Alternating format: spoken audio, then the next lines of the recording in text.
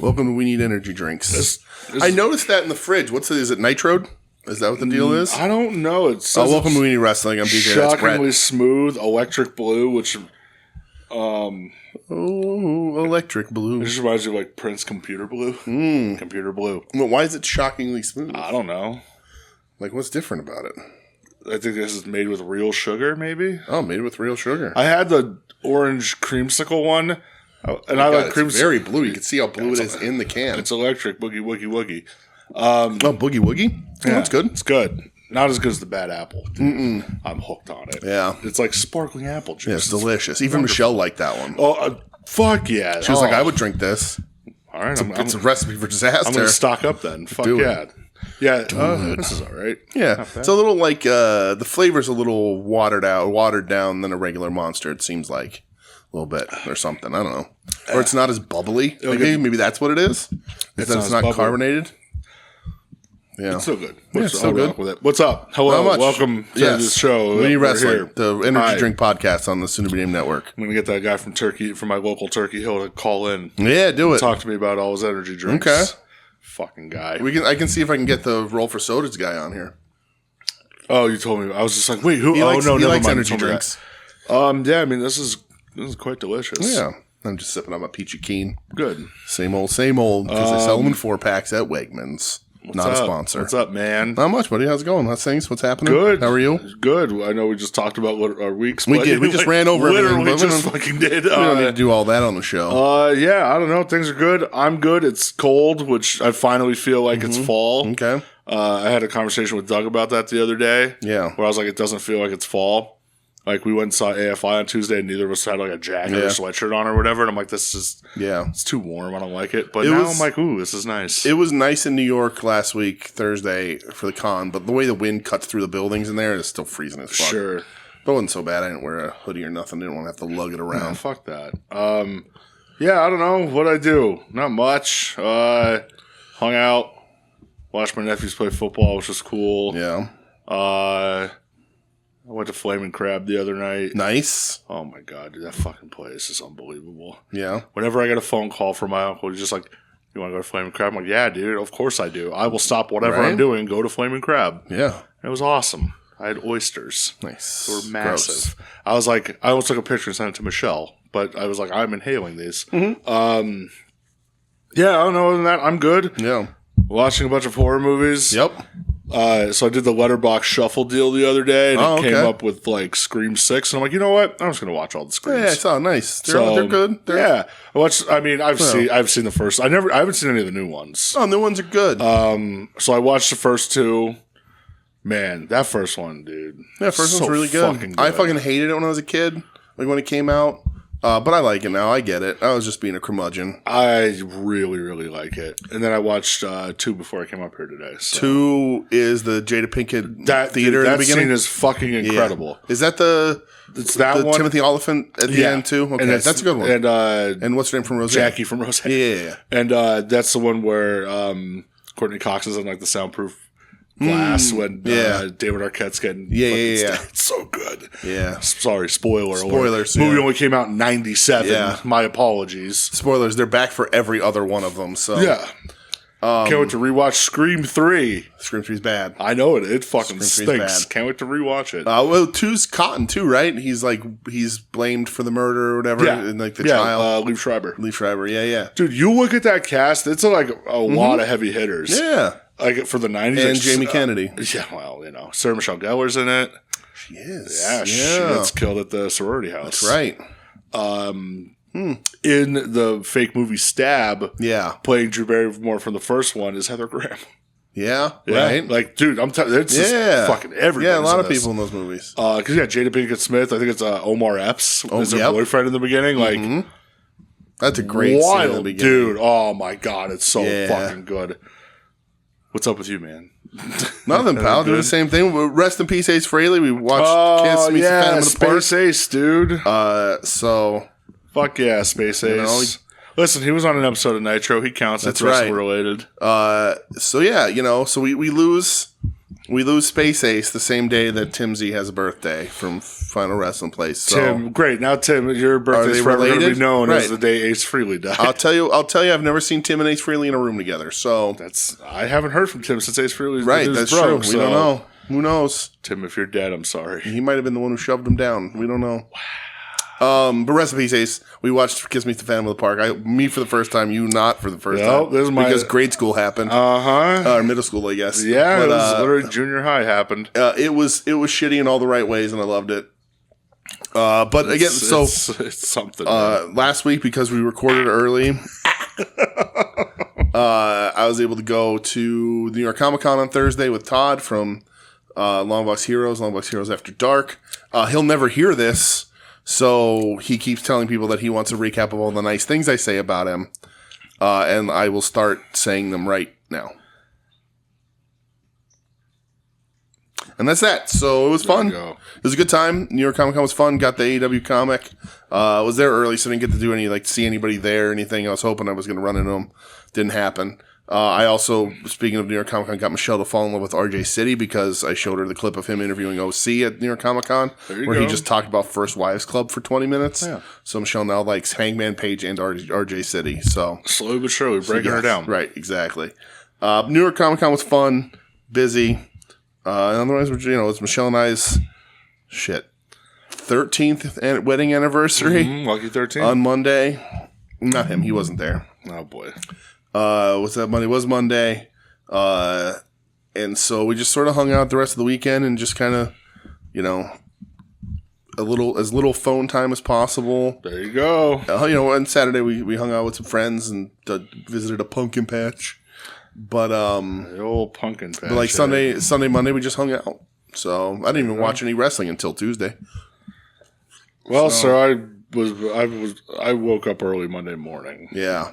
And I watched New Japan Live because I was like, I ain't missing this shit. Yeah. Especially when somebody's like, hey, first match is going to be Suri versus Siri. I was just crazy. Like, yep. I was insane. Like, well, it looks like I'm waking up at 3 a.m. I don't give a fuck, dude. Yeah. But yeah, just chilling. Good. Chilling out, Max, relaxing out, cool. Good. Yeah, I got nothing else. We'll talk some wrestling. Yeah, let's do it. All right, let's do it. Follow up from previous weeks. Okay. Debut. Well, we shouldn't say debut. Well, I guess debuted on an All Japan show. Go Shiozaki. He's officially in All Japan, part of the Havoc stable with Odyssey Jones. Odyssey Jones, and I think someone said like Harley Cameron's ex-husband or some shit. Okay, I don't know if it's Zion Quinn. Maybe that might be who it is. I don't think they were married though, were they? I don't fucking know. But yeah, he's in All Japan. Okay, not shocked. Did we pick that as a place when we were talking about him? I know Ed wanted him to be in GLEAT. But, yeah, All Japan makes sense. Perfect sense for Go Shiozaki at this point in his life. So have fun, enjoy. I think he relinquished his 0-1 belt, or something, because Atsushi Katogi I think showed up on like a fucking 0-1 show. Might not have been. I may be mixing up my people, but that's fine. Yeah. Let's see what else we got. Oh, the Andrade saga. It is in fact Zion Quinn. Oh, there you go. I guess they were married. Yeah. See that? There you go. The Andrade saga. Oh boy. Yeah, Andrade being a cool motherfucker, dude. He's the best. He's the coolest. What else do you want on a pro wrestler? I texted Marcus today about it, and I was like, dude, he would make Kevin Nash blush. Yeah. Like the whole thing popped up today, where it's like hasn't been on TV since he debuted in AEW a couple weeks ago because they're saying there's the 90-day non-compete. No, they're saying anymore. Now they're saying it's up to a year because if you get fired with cause. But they're saying such bullshit. They're saying Andrade has a really good lawyer with it already. Beast Mortos. Yeah, fuck yeah. Yeah, what a motherfucker. Like, just to be like, yeah, I'm good to go. Mm-hmm. Just, you're not. Like, sitting home collecting 2 paychecks. Why not, dude? Dude, the guy just... Yep. Ultimate fucking hustler. Right. Like, why not? What am I supposed to... I don't know. What am I supposed to say? Yeah. He's fucking incredible. Right. It's so cool. It'll be interesting what fucked up a lot of plans for the pay-per-view, but you know. Sure did. It's interesting what this lawyer will do, like, because they can potentially upend the non-compete clauses because they're freelancers, so they shouldn't. It's always been a little shady and shaky. If I remember off my top of my skull here, it was kind of like a thing with Brock back in the day when he went and worked Japan after he left WWE, and they were trying to do like the whole like non-compete thing with that, and it was just like, dude, like fuck off. And I think he might have. Yeah. I don't know if he won or they just dropped it because like, he's in another country. Like, leave him alone. But yeah, more on that as that unfolds. Oh my god, good for Andrade. Right, hustle. Yeah, the hustling. Before you get into your news, though, okay, you have to play a jingle. Okay, the one I'm thinking. I don't know if it's ever been played before. No, it might be first time. Hey, it's a text from Doug.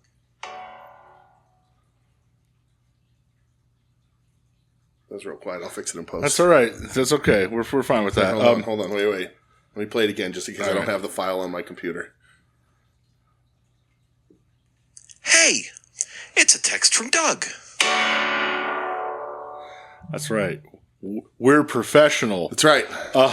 So Doug asked me to send him a link to something this morning, and I did. Okay. And this resulted in Doug's question. Okay. Show question.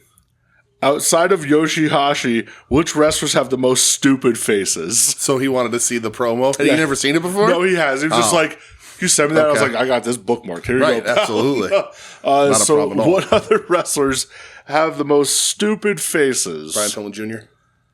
Yeah, I agree with that. Mm-hmm. Boy, can't wait to hear how bad he was against El Hijo del Dr. Wagner Jr. Who's got a real dumb face? I don't know, man. Yoshihashi really takes the cake. It's not a dumb face, but it's a very unserious face. Mm-hmm. Oscar Lube.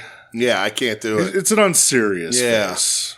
He tries to be a tough guy, and I'm just like, Grow a beard. Yeah, do Jay something. White pre-beard, very unserious. Yeah, do something. Scruff on that face. In the background of the infamous Yoshihashi promo. Yeah. Chase Owens. Chase Owens is stupid everything. What happened to the Lone Star Outlaw, Chase Owens? Where's he at, dude? I hope he's sitting alone in his house, in his mother's basement, playing as himself in Fire Pro, beating Okada, going, see, Ma, I can do it. What, he appeared twice? Yeah, fuck that guy. Twice. Piece of shit. Yeah. I'd go with Chase Owens. He's got a real stupid face. He's got a stupid everything, for sure. Yeah. I'm trying to think who else is out there that has a real dumb face that I don't like. I don't know. Running through. Yeah, Yoshihashi's the right answer. I mean, he's just the answer to everything. A lot of stupid looking wrestlers, but a stupid face. Yoshihashi. He's got that market cornered. Yeah. Brian Pillman's face would be less stupid if he stopped doing all the barber shit around his jaw. He looks like a fucking idiot. Yeah. What a fool. Good news, he is a fucking idiot. That's the truth. Thank you, Doug. Thanks, Doug. Love you, Doug. Love you, Doug. Thank you for being a fanboys for Davey Havoc with me. There you go. You got news? Oh, yeah. Boop-a-dee-beep-pew. So like there's all this TNA stuff. They broken attendance record and Bubba Ray Dudley shit his pants before the Hardys put him through the table. I saw that he's like, we had a 5-star match. Did you? Yeah. I was just like, it was like storytelling. It was like it's the Shawn Michaels Ric Flair, and it's like, no, that was I saw the end of that match. Ric Flair just couldn't do it anymore, like physically, and Bubba Ray Dudley just got sad and gave up. Yeah, I didn't watch a single second from that show. Did you see you didn't see the clip of him going through the table? No, I saw him like standing there, and I'm like, I'm good. Yeah. I don't need to watch this. He slow turns, and the shoulders are sunken, and he doesn't even say anything. He just stands there, and the Hardys walk over and throw his arms up and put him through the table and win. And I was just like, yeah, this is really fucking stupid. Cool, man. Yeah. Oh, God. So the TV deal's coming, they promise. Number 2 company. And they, the biggest draw, not papered at all, if you ask a TNA fan. Not papered at all, even though why would you paper a show this big? Yeah, dude. Why would you do that? Not like I have links of somebody who wrestles in TNA saying, "Hey guys, if you want comps, what? I'm sorry, huh?" We live in a backwards world where you can just do whatever you say, whatever, and people just go, "Yeah, of course, that must be true." So yeah, no, not papered at all. Yeah. So good for them. Yep, good for them. I will keep not watching. I'm all good. There is not a thing on any of those shows for me whatsoever. Nope. Some people are calling it the worst wrestling pay-per-view so far this year. Yeah, I bet. Let's see. What else is going on? Samoa Joe said his contract with AEW is probably going to be his last one. That makes sense. Yeah, he's an old man. I could see it. And he's probably got 3-4 years on it, I would imagine. Ooh, I don't even know if he has that No, much, I don't think it's man. that long. He's an old man. He's an old man. I mean, look at fucking AJ Styles. It says, like, I'm done next year. He's like, that's it. I'm over. And they're close. They're pretty similar close in in age. age, Yeah. yeah. AJ might be a little older, but pretty close. Wear and tear wise, for sure. Nick Khan, WrestleMania in Saudi Arabia was the natural next step for us. Cool. That's the natural next step. The logical next step. Well, there's a logical and natural. That's true. You could have your natural next step there, Nick. Yeah, you have fun with that. So AJ Styles is 48. Okay. Joe's got to be around there. Probably, because I think him, Punk, and Joe are all the same. Okay, so Joe's going to be 47 in March. Okay, yeah, so there you go. So he's, enough. Yeah. And then, Punk is going to be 47 next week. Okay. So they're all around the same Yeah, they're age. all right there. Yeah. Let's see. What else is going on?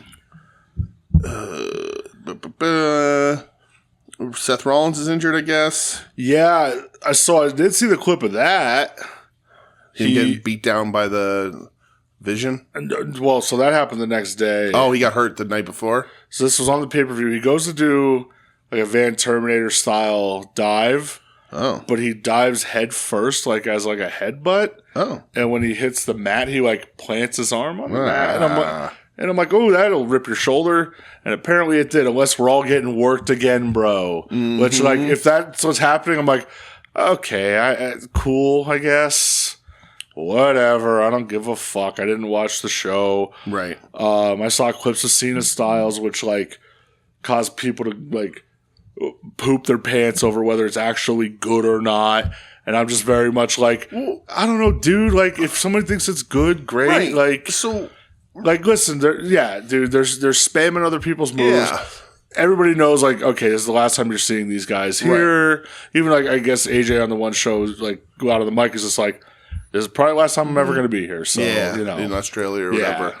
Yeah, so I saw clips of the Cena AJ match, and, like, I like both those guys. I got no problem with either of them. I mean, as wrestlers. But, like, spamming other people's moves isn't for me. Yeah. But it's very much what WWE offers right now. Yeah, like hey, if that's what you're doing, like WWE have at it, I feels in a lot of ways like a wrestling cover band. Like, you know, like it's not for me. You like it. Plenty of people like cover bands. Plenty of people go see those tribute acts and all that shit. And that's what that is, right? Yeah. It's Cena tributing to all these other people. And like, I don't want to see that, and I don't watch it. Yeah. If you like it, go for it. But to me, it's just not something I need to see or want to see. Particularly when it's just like one after another. I like a nod here or there. Yeah. But like where they're just the whole back half of the match is just let me see how many other people's moves I can hit. I was like, oh, it's cute. It's fine. Right. You know, it's fine. It's just fine. I don't know.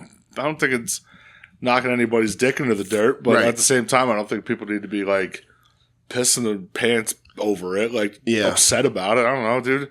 It's John Cena versus AJ Styles in 2025. Right. What do you fucking want? Like, chill out. Tony Khan did his press thing today. I saw nothing of it. Didn't answer questions about Andrade because he can't. He probably can't. He talked about the new rating system and how it's not great. So whatever. Yeah, I saw that they talked about how talks of them opening a training school. Yeah. He's like, yeah, if Adam Copeland and FTR could ever get on the same page again, wink. Wink. So. Yeah. I mean, I guess that's really it. Oh, well, no. So, did that happen this week or we talked about it last week? All the WWE ID cancellations and contract terminations and shit? I think there's just some crossover. Yeah. Because Ridge Holland is gone. I saw they fired him while he's rehabbing. While he's injured. What a cool move. Kylie Ray announced she was pregnant, gave up the title, gone. Yep. A couple other people are gone. I don't even know their names. A couple other people are gone. I don't know. Re-signing a couple people and then trying to beef it back up. Oh, I only know because Mike put in the Discord, Sexy BJ. There's a guy named Sexy BJ. He's gone. Sure. I'd hate to see unsexy BJ.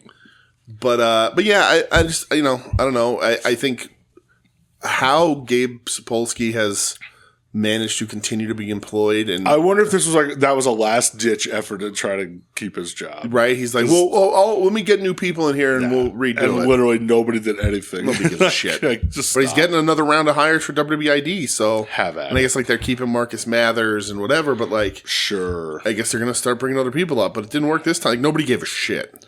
Nobody cared. Bryce Donovan's not on it anymore. Like, it did nothing for no one. Right. Like, $500 a week is nice. Sure. But, like, I don't think anybody ever gave a shit. I don't think anybody gives a shit about Evolve. No. I think there's enough WWE content. And there's enough WWE content that whether people like it or, like, whether they say how much they love it or not, there's enough shit WWE content, even if you like the company. Yep. Like, there's enough fucking trash that happens in NXT that you don't need a developmental for the developmental. No. People don't care. And really then the WWID is a developmental for the developmental of the developmental. It's crazy. Because you go WWID to Evolve, and then if you make it through Evolve, maybe in theory, it hasn't happened yet, I don't think, but maybe then in theory you get to go up to NXT. Yeah. And fucking Booker T is saying that, like, you have 2.5 years in NXT to make a splash or you should be cut. And everybody's like, okay, well, let's look at the current roster there. I know Wesley got released. Oh, they released Wesley. Yeah, that happened. Because when you mentioned Booker, he talked about it. He's just Wes a good wrestler. He's like, that kid's got all the talent in the world. He's like, maybe it's just the wrong fit for him, you know. He's going to go to TNA. A lot of people said go to TNA, be part of the Rascals, then they just get him for rent right. And that's what they're doing. Yeah. They're not stupid. They know that he'll just go to TNA and, you know. Even if they help subsidize TNA's contracts, they can pay him a little more than TNA would regularly, split the costs, and then WWE gets to use him fucking rent-free. They said one of the things about Ridge Holland was that he wasn't paid extra for the TNA dates.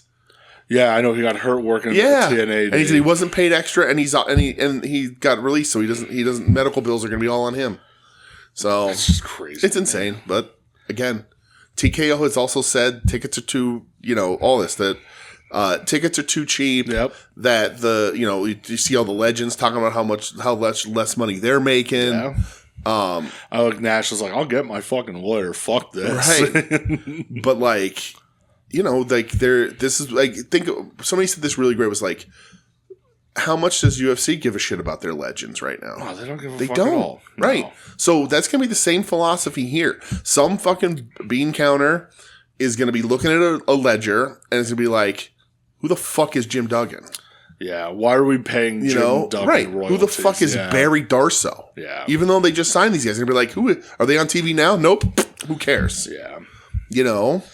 Like... Yeah, what a weird company, man. Right. So, but... Very strange company. It is very strange. But I don't know anything else for news. Boop, bleep, beep, boop. Well, let's get into wrestling. Yes, wrestling talk, which we have not discussed what we talked before. What we watched beforehand. So we're going to roll into this here. Did you watch anything from Ring of Honor? No. Okay. I forgot that Suri wrestled Ring of Honor this week. She did. Technically, it was last Thursday. Okay. But Suri versus Alex Windsor for the IWGP Women's title. Suri wins, obviously. No. Alex Windsor wrestles so fucking hard in this match. Yeah. I was so impressed. Like, I forgot that it happened. I'm just like, you need to let her do this more. Yeah. Like, dude, striking was stiff. Everything was so fucking good. She's been on regular AWTV in a week or two. She wasn't on this week. Been a bit longer than that. I wonder how much with her being over in England with Ospreay. Oh, yeah, that could be. Flying back and forth. Thought this was fucking awesome. Windsor hits her with a top rope swinging fisherman's suplex. Looked crazy. At one point, they're like tired and they're just like, all right, let's fucking go. And they just start paintbrushing this dude. I'm going to have to watch fucking it. I completely forgot. Awesome. Like, I also want to, well, spoiler alert, match of the week for America for me. Wow, that good. Easily. Okay. No, I remember. I looked. Not that hard this week. No. Fucking awesome, though. Sorry, I forgot I was going to make that point. AEW shit the bed before a pay-per-view this week, everybody. Yeah, not that good. I thought last week was so fucking good. Yeah, so this was fucking awesome. That's cool. Definitely go watch it if you can. Yeah. Suri is a fucking demon. Not going to be the last time I talked about Suri on this show. Oh. What else did she do? We'll talk later. Collision. Yeah, I watched 2 collisions this week. Wish I only watched half of one. Obviously, the Ibushi leg break. That's the big thing coming out of the collision. Which they replayed like 4 times on Dynamite. It's not gross because you don't see anything. Yeah. But dude, he had to hit so hard to break his femur. His femur, yeah. Like he just has brittle bones. He's like, I'm going to be out for 2 years. Mm-hmm. Like we'll never see him again. I'd be shocked. He's an old man. I don't want to see him again, not because I don't think he's a phenomenal wrestler, but the last injury cut him in half. He's not the guy he was then. Yeah. And like he's old. Hey, he's like what, 43, 44, I think. I want him to be healthy and happy. Yeah, it's not gonna. He's a psychopath. Not doing this. Like how everyone forgot that he accused New Japan of like sexual assault and everything. It's crazy. Like, but I don't want him to come back. I don't want to see him again because I want him to just not. He's injury prone. Just go home, dude. Just go. I felt so bad after seeing it. I went and watched him versus Tanahashi from the G1 Climax 28 final just to be like, oh, that's how these guys moved. That match, holy fuck, did that live up? It was like very like. It was clearly an accident. They lost their balance. Yeah, it's a freak accident or an accident with a freak. Right. Depending on how you could argue back like should they have been doing it? Maybe they didn't have quite a handle on it. Maybe they're a little too tired. Whatever. Shit happens. It doesn't look like a thing that would break his femur, but it did. It sure did, though. Sure did. And then you get the unceremonious return of Mark Davis. Yeah. Like, just runs out just choking a broken leg at Ibushi. Throws 2 punches at Ibushi who was dead. And then Omega makes his return, hits people with a trash can, which looked really fucking fun. The hardest part for me in this was Alexander in the ring trying to play heel, knowing that he broke a dude's leg, and he didn't. It was an accident. It's just the way he fell. Listen, missed opportunity. But I saw somebody tweet it this week, and they're like, "If this is smart, he comes out wearing an 'I broke Ibushi's leg' shirt." Yeah, why not? Like, Callis has been in all the promos. He's talked about it. So just wear it. Come on, dude. Yeah, I broke Coda's leg. Yeah. I think it'll work. Just that's I like all. It. Yeah, right. It's just old heel shit.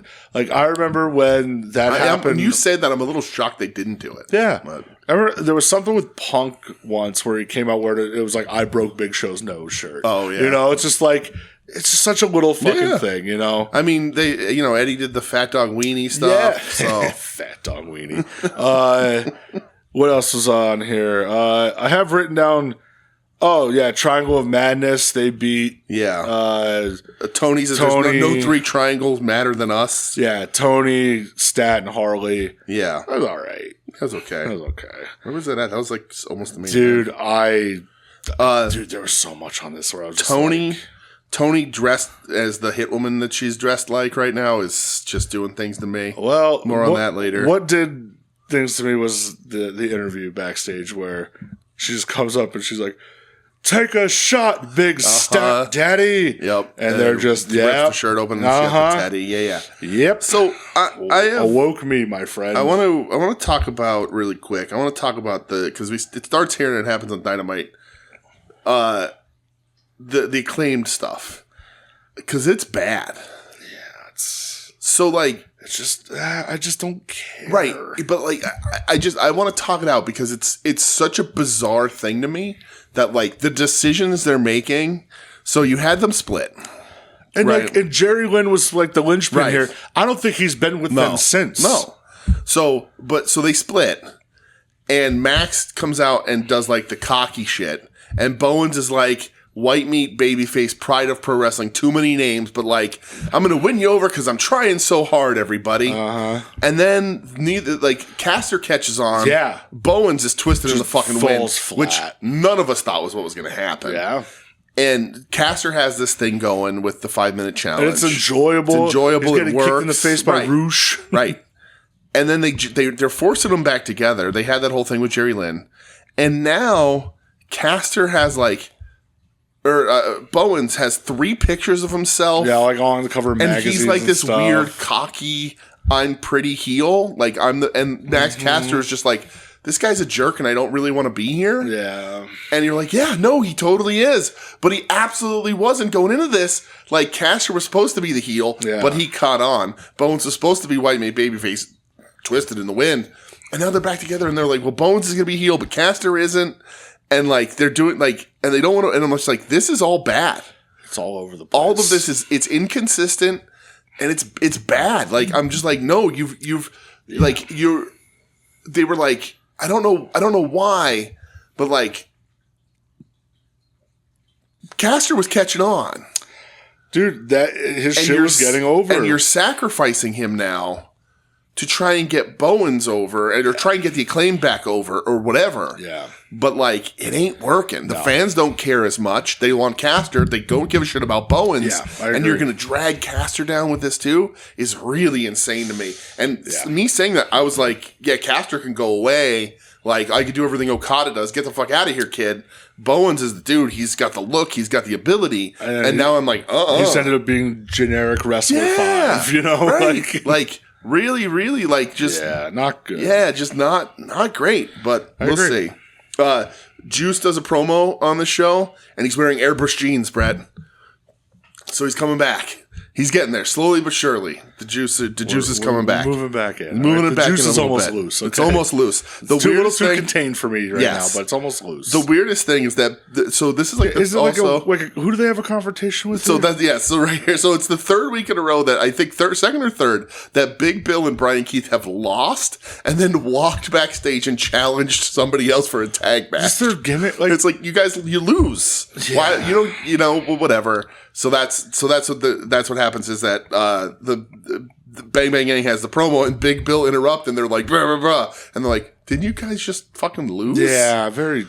So, but that's what they're doing. Whatever. Very weird. Juice is coming back, so it's all good. They gotta get Ace Austin rolling a little bit because he's a little stiff on his promos too. Well, and he's wrestled a match. Yeah, right. What are we doing? Yeah, very Get him in the weird. fucking ring. It's very hilarious that somebody wrote a TJ squash tag match on a piece of paper and they let it happen. Yep. That's the funniest of squash matches for me is Anna Jay and Tay Mello. But the cameraman knows where the money is on this match and he just shoots butt level the whole time. I would have taken that finish. Yeah? Okay. Yeah, I'll take it right now. Oh boy. It's not from you. Well, you know. I got out Kyle, live by the Kyle, die by the Kyle. That was funny. Cool Kyle rules. Yeah. People are sleeping on Cool Kyle. And I love that Orange Cassidy has no idea what happened while he was gone. Yeah, he doesn't know. Clearly, he did not watch. I know. He's like, I don't know. This Mark normally does this. Yeah. I don't know what to do right now. Right. Very funny. Yeah. Loved all that. We also, I don't know when it happened, but Willow showed a little bit of boob on the internet and everybody lost their minds. Well, as she said. Rightfully y'all act like y'all never seen a little titty before. And I think it was Justin Wang who said, if I ever stop acting like this, it's time to put me in the ground. So, seen a little bit of titty before. It doesn't mean I won't see a little bit more titty and be happy about it. I got to give credit to Tim. The day where I don't get excited over a little bit of titty is the day where he put me down. That's right. You know? Like, yes. Fucking, you could not turn me more off from this program than putting Jungle Jack on television. And now Jungle Jack doing the I'm sorry, Kenny, I didn't mean it. Oh, yeah, that was weird. And Kenny was just cussing a bunch. Yeah. Which I thought was fun. I have no interest. Jungle Jack, he's one of those dudes, and they are calling him Jungle Jack now, so JR has won. JR accidentally made his way into making that a real name. I could not be less interested in these guys, and it just drags me right out of the fucking show. But, for Jungle Jack, that's when I've been saying for a little while, some of this AEW bad habits are creeping back in. And genuinely, if he wasn't Luke Perry's kid, he never would have signed in the first place. But two, curse PWG for allowing him to get buzz and exist. Yeah. But if he wasn't an original or whatever, I don't think he was a pillar, right? Did they consider him a pillar? He was one of the pillars, yeah.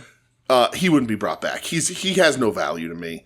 He looks tiny. His wrestling isn't that good. Well, it's like the scapegoat thing. I'm like, oh, it's a little interesting. Yeah, right. But now it's just back to this. Yeah, he's just trying to wrestle white meat babyface.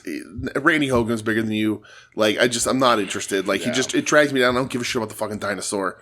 It's just boring to me. I agree. And I don't have nostalgia for that era of AEW. Not that I didn't like nostalgia for that act. Right. There's just no nostalgia for that act. And that's the thing. I see that. I see them forcing the Acclaim back together. And I'm like, no, you're allowed to evolve these characters. And that's the thing that AEW is struggling with a little bit, is that you look at Toni Storm, she's evolved. Then you look at Stat, and she cuts a promo where she's like, I'm an alien lady again. It's I don't think this is the right way to do this. Nope. And the problem is, you don't have a creative committee, and it's one way of doing things. It's a tested way of doing things. But when you have some of these wrestlers bringing ideas to the plate, you don't have anybody saying, nah, that sucks. Yeah, I agree. They're saying, okay, yeah, we can make this work. Go out and do it. Yeah. And you need somebody who is like, I don't think you should say the alien shit anymore. I think you're past that. Yeah. Or I don't think we should be bringing these teams back. You at this point. Yeah, like you've done so much more. I don't need a promo where you're like, I'm from the cosmos. It's like, no, you're not. Yeah. You're Stat Daddy. You're really catching on. More than a woman. Like, what happened to that? Right. You know, like you're better than you were. Like your stuff lately has been the best you've been doing. And you're going to come out with a weird thing and be like, I'm an alien. It's like, no, you're not. Shut up. Stop, please. Stop it. So, like, I don't let Tony carry the crazy. Yeah. I don't have the nostalgia for a lot of these acts. So I'm just like, I'm good. It just reminds me of the parts of AEW that I didn't like in the beginning. Yeah. So that's a little tough. The La Facción Ignobles beat up MXM, which was nice. Johnny TV took a Rana. Did you watch this? He took a Rana off the apron and almost didn't get all the way over, so it was almost a neck bump off the apron to the floor. Damn. Very scary on that one. And Guevara, because it was Drilistico, Roosh, and Sammy Guevara. Sammy with the triple S to win, which is Sammy's shoot swanton.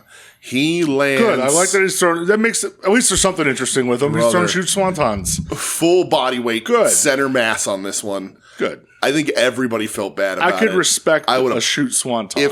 If I got hit with the shoot swanton that Sammy threw on this show, I would have pooped my pants. Even if I had just pooped, you would have poop would have gone back appeared and run another one and come right out of my butthole. All right.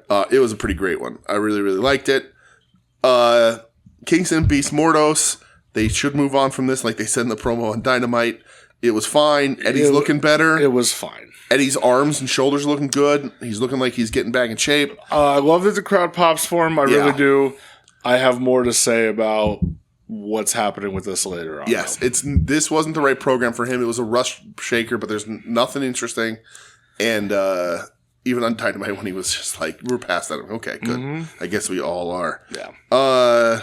Shibata can beat up a trio of clowns. Mm-hmm. And what was the main event? Jet Speed. It was, FTR and Megan Bayne. Oh, yeah, right? Top Gods. Yeah, it's a bad name. Yeah. Against Jet Speed and Willow. I thought this was good. It was good. I liked that they let Willow and Megan Bayne just beat up the dudes. Right. Bald took a ton of shit from Willow. Was beating she got like a 2 count on him. She was beating his ass. And then Megan Bayne was just tossing fucking speedball. I'm like, Willow had both members of FTR in the corners doing all that shit. That was the best part of the match. Yeah. Like, watching them just beat up dudes. That's great. Another thing that TK and AEW can do that other people aren't, even though WWE does sort of has been letting it happen a little bit more here and there. Yeah. But this is something like that TK could easily let happen. I'm not saying full on intergender matches, but like in these mixed tags, you can have the interactions and do a couple sequences, especially with a character like Willow, who is supposed to be the powerhouse of the women's division. You know, if it's like Riho, and I don't mean to pick on Riho, I'm just picking the smallest person. Sure, you're just Gail Kimming her. Right. But, you know, like, it's, I know we're like, I'm trying to think Serena who else is really Deeb. tiny. Serena Deeb, any of them, like, and I say this all the time when, like, I used to use it to defend Marco Stunt, like, I don't care how big you are. If you punch me in the face, it's a good punch. It's going to fucking hurt. Yeah. But, like, it's a little more believable when someone like Willow or Megan Bayne, who are considered powerhouses in their division. Yeah. They can drop a dude. They can drop a dude a little bit. But yeah, I thought this was really cool. Yeah, fun match with them. Bane and Ford doing the Doomsday device at the end. Yeah. That makes me happy. I love that shit. Yeah, hell yeah. I mean, also, I would never have Willow lose anything ever. Nope. But it is what it is. She gets a spine buster on the ball, too. Like, so good. Yeah. And then Harley chases them off after the beatdown at the end. So that was that last week when Stat was like, I can't be your tag partner, but I know somebody who can. And so it's going to be Harley Willow's great team. Yeah, it's fun. You know, Harley can do the job. She's fine. But, like, character work rise and crowd reaction, it's pretty fucking good. Yeah, I agree with that. So, and I also said that Jet Speed and Willow should beat the Ops for the trios titles. I'm in. Willow versus Samoa Joe. Dude, I'll watch it. Willow just fucking up Powerhouse Hobbs left and right. Yeah. No, they should form a tag team. That's true. I remember when she wore the big black and Jack shirt. Yeah. I love that so much. Yeah. All right, Dynamite. Let's go to Dynamite, brother. Yeah. This is now officially the go home. This is a 3-hour, 4-hour if you count the countdown show that I didn't watch. This is the go home show to the pay-per-view that's on Saturday. Wrestle Dream is on Saturday. Yeah. Apparently they're honoring Luthez there. Is that real? Yes. Oh, yeah, I saw Tony Khan's like, I used to instant message with Luthez. Apparently Luthez was a message board poster. I'm like, this is so fucking weird. So, Inoki and Luthez getting honored, I guess. Whatever. All right, that's cool. I'm fine with it. Ed loves Luthez. Why not? That's a Luthez guy. He's a Luthez guy. He's a shirt that says that, like Paul Heyman. I'm a Luthez guy.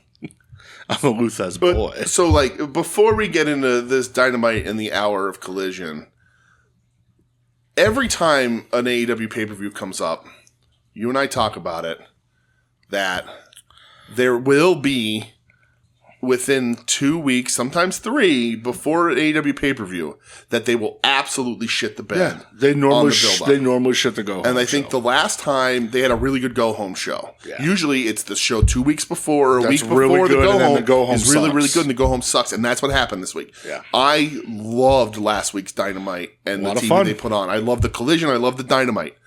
This week sucked. And I'm watching it and I'm going, because like I wasn't in the best mood. I don't know if anybody has looked outside lately. Sure. But I was just like, all right, so I was cranky pants, but like whatever. Everybody has those days. And I was like, I think I'm just in a bad mood. Like, because that affects what you're watching. Sure, yeah. You go watch a movie, you're not in a good mood for it, right? Headspace. Sure. You're like, oh, that sucked.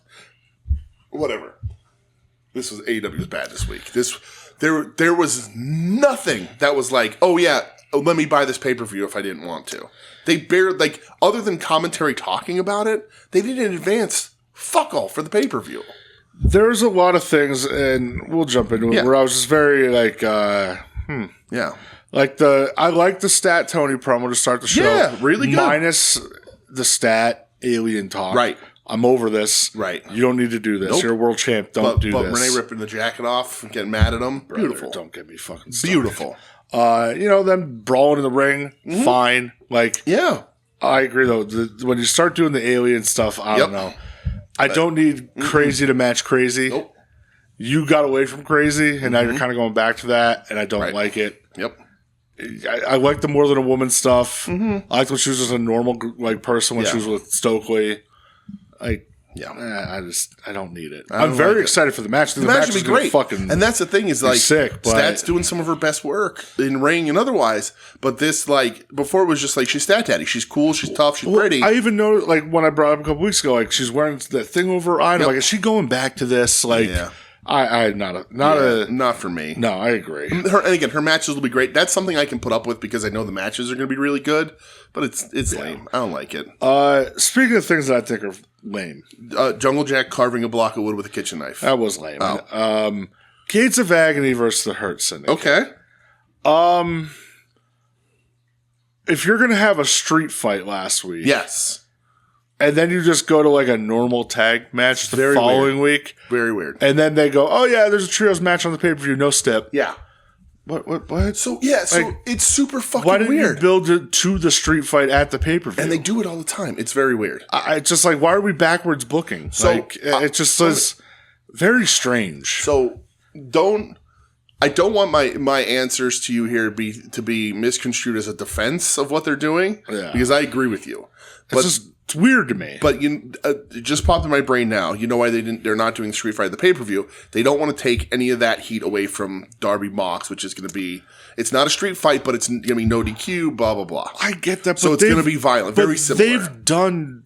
I agree. Number one, the pay-per-views are long enough where they can do something. Absolutely. Have that open the fucking show. I agree. You know? Yes. Like, it's just...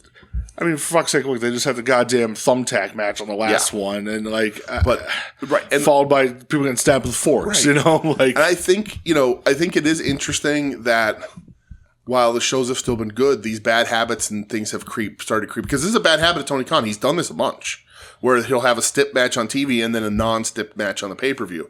But it's interesting that we're 7-8 weeks into the football season where we know he's super busy and all this shit starts creeping back in when has another thing to do. Yeah, it was just very, very strange. Yeah. And so I was thinking during this match that they would do something and then MVP would be like, all right, you know what? Fine. We're doing this at the pay-per-view then. And they just didn't do anything interesting. So, like, this match is pointless. It's just, there's no, okay, Shelton needs the pin. Like, first time they've ever been pinned or whatever. And I'm like, no fanfare. And I'm just like, nobody cares though. Like, right. nobody's going to remember it. You know, pay-per-view. It's not a big deal. Right. Like, right. Okay, it's if you would have got pinned to lose the belts or pinned on a pay-per-view, big moment. But like, so it's a wasted moment. Yeah, it's a wasted moment because the match doesn't matter. Exactly. It didn't advance. It didn't increase any interest in the match at the pay-per-view. It didn't create any more drama for the match at the pay-per-view. It was a straightforward tag match that GOA won just so that Hurt Syndicate they can get their win in. If this was me, I'd have this on the pre-show. Right. There's no need for this. There's no need. Right. Like, okay, unless like it'll be good. Ricochet pins Bobby Lashley, right, and then you move to a Ricochet Hangman feud, right? Like, but if they, I think, right? Listen, I'm in for that. But like, but what happens? We go to this pay-per-view and it's Toa Leona sneak pinning MVP for the win again. And you're like, what's happening? I know it's just like, this doesn't. We don't know what's going to happen, but like. I really thought that they would be like, all right, fine. We did the street fight. That wasn't enough. You're coming back for this. All right, fine. Pay-per-view, no DQ. Or pay-per-view, a tornado tag. Or anything, you know? And falls count anywhere even. Or tables, anything. And they would just let it where it was. And I was like, well, then what's the point of this match? It was good. I liked it. I like Ricochet hitting the spirit gun while MVP was trying to cheat. That works, you know? And it cost them the match. So like all that's fine, but I'm just like, what? Why? You didn't, that's this whole AEW week. While there's some bright spots here and there, they didn't add anything to the show that's coming up. And I'm like, why do I care? Yeah, like this, it just was pointless. I'm buying this pay-per-view anyway. Of course, most AEW fans are just getting the pay-per-view because that's what we do. But also most people know, like, okay, the go-homes are going to suck. The pay-per-views always deliver. Right, always deliver. But like, if you're interested in the casuals, if those even fucking exist in wrestling fandom right now, but like, if you're trying to sell somebody on a pay-per-view, this is a terrible go-home show. It doesn't add anything. Like, you get more drama out of the commentary team promoting this shit than you do from just a match that I don't need to see them touch they've now wrestled 2 weeks leading into the pay-per-view. There's no drama there. It's very, very weird. You know, like normally on a go-home, you have some matches and then you have a bunch of shit that builds for the pay-per-view and builds the drama and the intensity without them touching or them brawling. So I'm like, they're going to kill each other at the pay-per-view. And I'm like, what's MVP and Ricochet going to add to this match? And I was like, you just want a straight-up wrestling match against them. Right. Okay. It's very weird. Yeah. Very weird. What did you think of the Mox Darby promo? I'm torn because I like both guys a lot. Mm-hmm. I think Mox is just firing on all cylinders. I don't think Darby can hang in the promo department. No, absolutely not. Yeah. Not a lot of people could. No. Is it different? Yes. Mm-hmm. Do I like that, hey, we're doing something a little different? Yeah. I always respect it. Like Pac showing up and bloodying up Darby, I'm like, it's okay. Yeah. I don't think I needed it, but it was different. Yeah. I like the setting. Yeah, like I don't think it wasn't necessarily good. It wasn't bad. Yeah.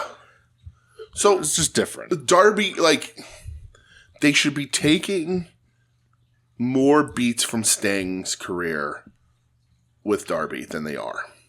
They're letting Darby talk a little too much, which he's not great at. Come on, it's like White Castle of Fear. Mm-hmm.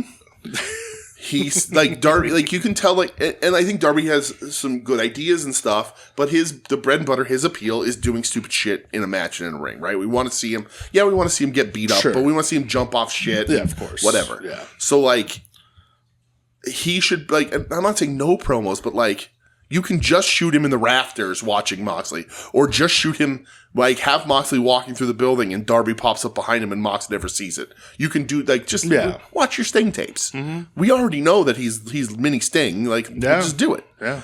But yeah, it just, Darby talking, I'm just like, you're kind of an idiot. But, and not in a bad way. He's just, You know what, like, I saw clips of him on Helwani and he came off like a very likable dude. I'm sure he's a nice dude, like, yeah. But yeah, just and it also doesn't help that like you said last week, like Mox is all cylinders, man. Dude. He's back, so like it's tough to hang with that guy, man. But it always to me seems like maybe AEW doesn't like doing enough takes when they do these sort of pre-tape stuff. Maybe. Because, like, you could have done a lot of these things better. Not that they were bad. No, like, the content itself. But you could have gotten is fine. The line delivery shot a little better. Yeah. And it wasn't like they were in ring to ring. You were cutting back and forth. Like, so I like when it's the view on Moxley and you see the reflection of Darby in the window. I thought that was cool. Yeah. But yeah, just something about it. Right. Like you can, there's always things in these pre-tapes where you're like, you could have done another one of those and made it a little better. I'll give you an A for effort, you know? Yeah, it's different, fine. you know, but also, so the thing about this too is that, like, and again, am I being nitpicky, whatever, sure, but like, this match is also already set. So like, the excitement is already here because we know they're going to kill each other. So while this is a good promo and stuff, it's like, does it add anything? I don't know that it did. Like I said, I thought the content of the promo was fine. Yeah. But just the execution was just a little off. Claudio versus Roddy. Mm-hmm. That was another one where I was just like, it was good. But it was as expected from those guys. Yeah, like, it was good. It's not a bad match at all. They both rule. But you're like, I almost wanted it to be worked at a little bit of a faster pace. Yeah. There's a slower pace. Roddy's character in AEW right now is so weird for me because, like, he's reluctant conglomerator, but he's still doing the Adam Cole shtick that he was like. He's in a weird purgatory space. It's crazy because I know the last few his matches always been ripping it up, but like this was very like a Claudio's doing the thing where I don't like him in the ring right now. And does this build to anything for the pay-per-view? No. It doesn't, right? So it builds to like something kind of later in the show. So, but then Roddy should have won. I said the same thing last time. Why not give Roddy the win here? Yeah. Roddy's on a bit of a heater. He looks good. Claudio didn't need to win this. No, you could use him in a bigger position in these shows. Yeah. So give him the win here. Roddy's awesome. And not that Claudio isn't, but like Roddy can use the wins. Yeah. They do a little more for Roddy than they do for Claudio at this point. I like the Don Callis birthday celebration. Hilarious. Yeah, very funny. The callback to Okada with the I pressed the wrong button. Yeah. You know, like very genuinely, I had not watched Take Are you Saber. serious? I had not watched it because as I told you before, did you avoid spoilers on it? I was just saying, I take one. I was like, what are you out of your fucking mind? Because, so like I said, I didn't start, like, it was Michelle's anniversary. We hung out the busiest weekend. We just wanted time to ourselves. And then, so I didn't start watching wrestling till Tuesday, but I had to watch Collision. I didn't even watch Collision. So I watched Collision Tuesday, then I watched a couple other things. And then I was like, all right, last 2 New Japan matches from King of Pro Wrestling, I'll watch tomorrow. And I was like, and the only thing I saw Takeshita was spoiled for me on Facebook the next morning. Wow. Like, because I was like, I'm gonna try and avoid it and try and watch tonight. And I opened Facebook and the first thing was this. I was like, fuck. Well, that's one of the reasons why I woke up too. I was like, I don't want anybody spoiling this on me. Please. But the Callis family is doing great stuff, man. Yeah, it's although fun. they're down a member because Andrade. Who the fuck knows what's going on? So funny. Then this leads to Kenny Omega and Jurassic Express against the returning Mark Davis. Mm-hmm. Who the fuck else was in this match? Josh Alexander and Hechicero. And Hechicero. Listen, Don Callis doing the Hechicero hands. Oh, it's the best. It makes me laugh every fucking time. He is so goddamn funny. Yeah. His intro for everyone was just great. Mm-hmm. Probably the best match on this 3-hour block. Yeah. And it's not even something that blew my socks off, you know, like. And I said this before, but like, Jurassic Express is enough for me to not give a shit about the other guys like that are happening in this match. Yeah. I love Hechicero. Out of all the dudes in this match, Hechicero is my favorite one right now. And like Kenny's great, but Kenny's on the back end. He's closer to the back end than he is even the back Hechicero eating a pin in this made me not happy. But that's the thing. Like, you have Mark Davis, and like, who knows what you're doing with him? And I like Mark Davis, but the guy got hurt at the absolute wrong fucking time. Yeah. Thank you for that, because we get Kyle Fletcher. Sure, but like, blessing in disguise. Dude, this is where the dude's going to be staying, sadly. And like, should be job guy in the stable. That's what it is. And like, we thought he was going to be, like, I remember when they first showed up, we're like, Davis rules. Fletcher's good, but like, Davis is the dude. And like, Josh Alexander's fine, but like, Hechicero eating the pin from Jungle Jack, like, you couldn't get me less interested. Yeah. So I'm like, I'm good here. I don't need to see Kenny and them as a team. Like, none of it interests me. Then there's the Callis family beatdown afterwards. Yeah. This is where the conglomeration ran out.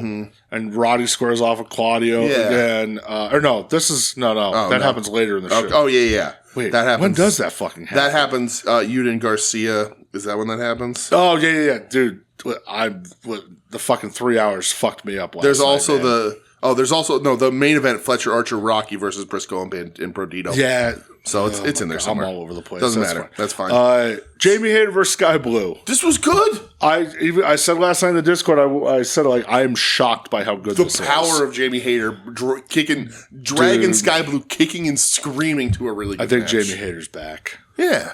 So it's great. I think she's back. So it's good. She's back. She's back. Great gear. She's great. And they are teaming her and Amanada up, which is great. I love her. Because they're going to hit each other for real. The biceps like she's Scott Steiner. That's right. Oh, it makes me so happy.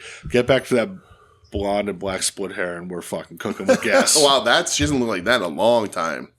That's funny. Bring it back, brother. Has she done that when since she's dropped the weight that she dropped? I don't think she had like the little two-tone thing going on, but like... It's so crazy to think that that's the same person who first showed up in like AEW. Yeah. Because she's always looked real good. Always. Hater hive buzzing forever, brother. Absolutely. But yeah, I agree. Like this match was actually good. Sky Blue just needs a hand. Like she just needs. If you insist. But like you know what I mean. She needs someone to hold her hand and get her through stuff. Yeah, I mean, if Kyle Fletcher's busy on the road, things are. She's also busy on the road. They're on the road together. Things aren't happy at home. There you go. If things aren't happy at home, you can make them more unhappy. I can ruin that very quickly. The main event of Dynamite. Yes. Yeah. LFI versus the Ops. It's fine. It's fine. It's just like there's very little interaction with Hangman and Samoa Joe here. Right. And Samoa Joe, I forget who spits at Hangman at the end. Yeah. He's on commentary. And he gets up and just beats LFI up by himself. Yeah. That's the thing. It's the weirdest thing. So Roosh sold one punch from him, went fire. Right. Roosh, whoa. No. I need a Hangman Roosh feud. Roosh should be world champion if that happens.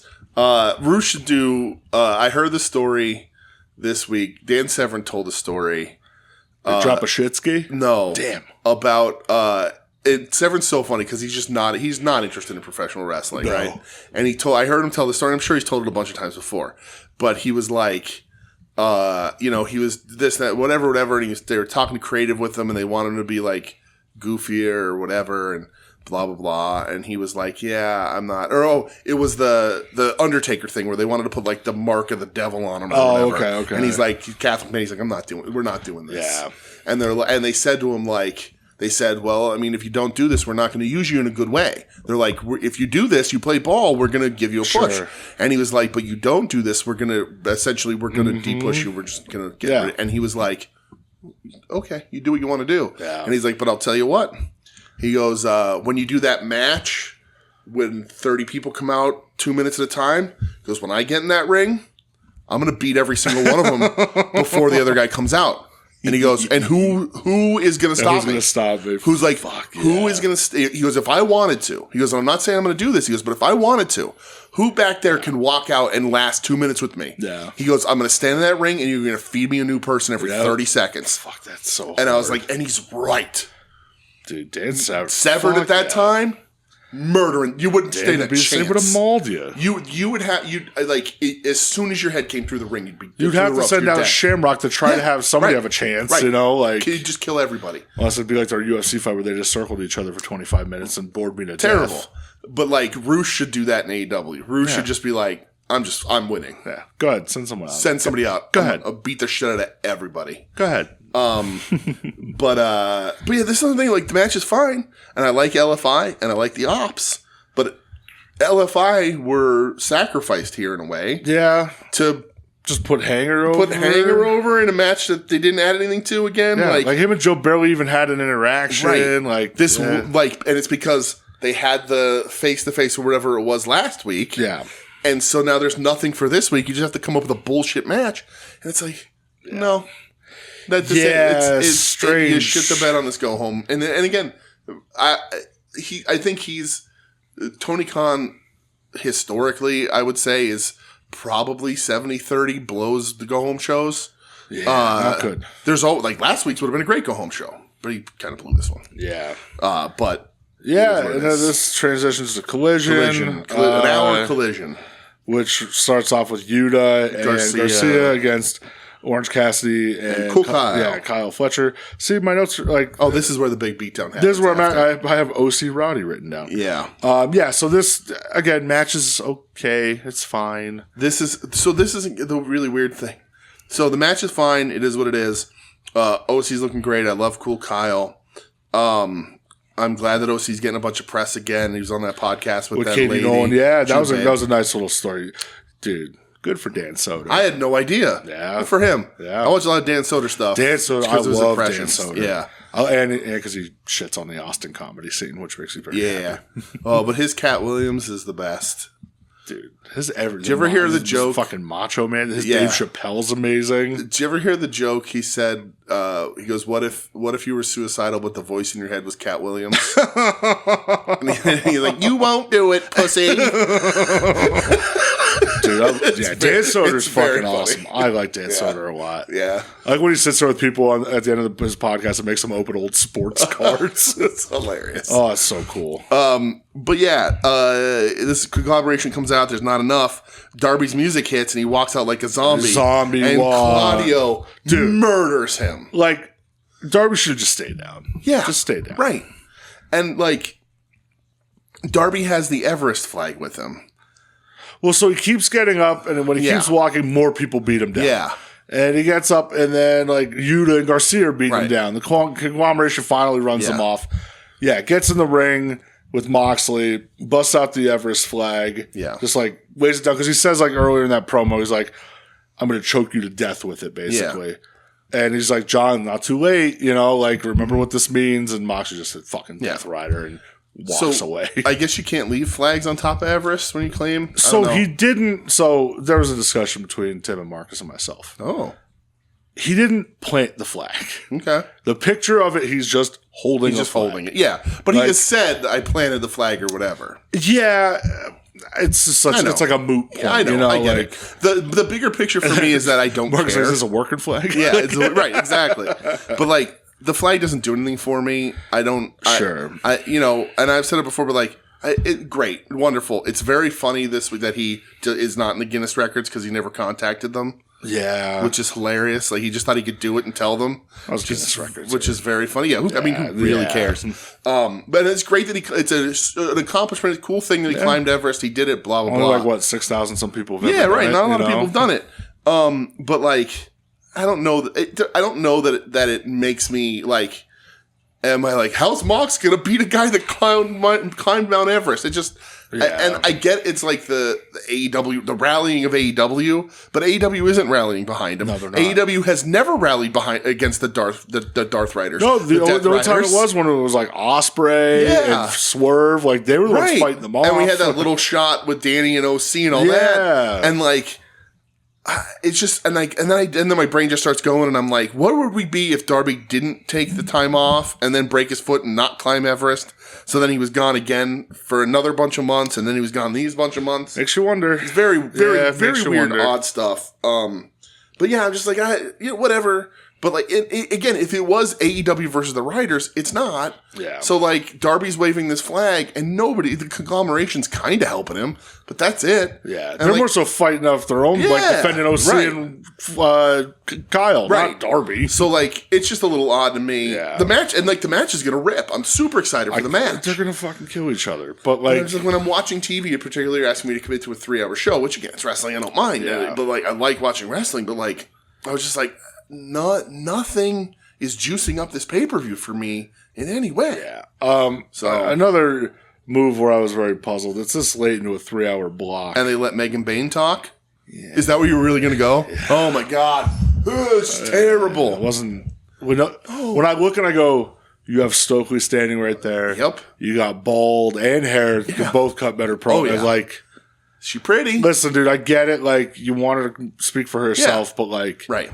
Sometimes let's just limit it, though. It didn't need to go on as long as it did. And it's like a thing that I think about all the time, right? Because, like, when we were kids, we watch, like there was no replay. So like you watched all the Nitro, no matter how fucking bad it was. Yeah. And he still complained about it, but like you watched the whole show. And like we've seen worse promos than Megan Bayne. Course, we've seen all that stuff. And it's like, well, is it fair to judge now? Yes, it is. She's pretty. Obviously they're trying to get more out of her. They want to see what else she can do. So like let's try and develop you. Let's get you going, all that. But they don't have the systems in place to help these people behind. Seemingly, they don't have the systems in place to help these people behind the scenes. So a lot of it is cutting your teeth on TV, cutting these promos. Yeah, and then like it's just not great. It shows up to the big screen, and Jet Speed's there with Harley and Willow, and Mike Bailey shouldn't fucking talk either. No, like, and then they're just like, "Fuck it, we'll handle this in the ring." And Willow and Harley lay out Bane. Yeah. Like double DDT lay her out. Mm-hmm. Then they're fighting everybody else. Willow lays out Bald.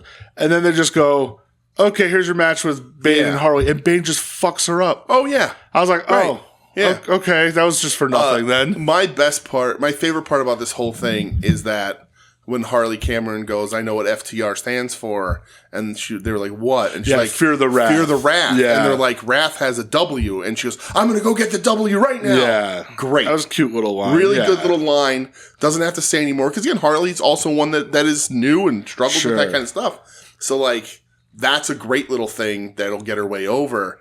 But Bane, like, your workshop is shooting live.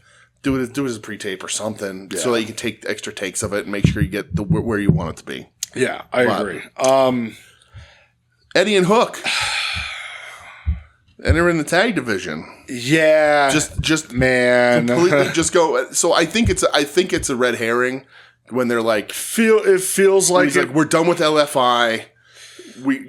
I proved we're past that. We're gonna enter the tag division. Whoever wants to come out. It's gonna be LFI. I don't think it's. I think it's going to be Hook turning on Eddie eventually. Oh yeah, yeah. This soon?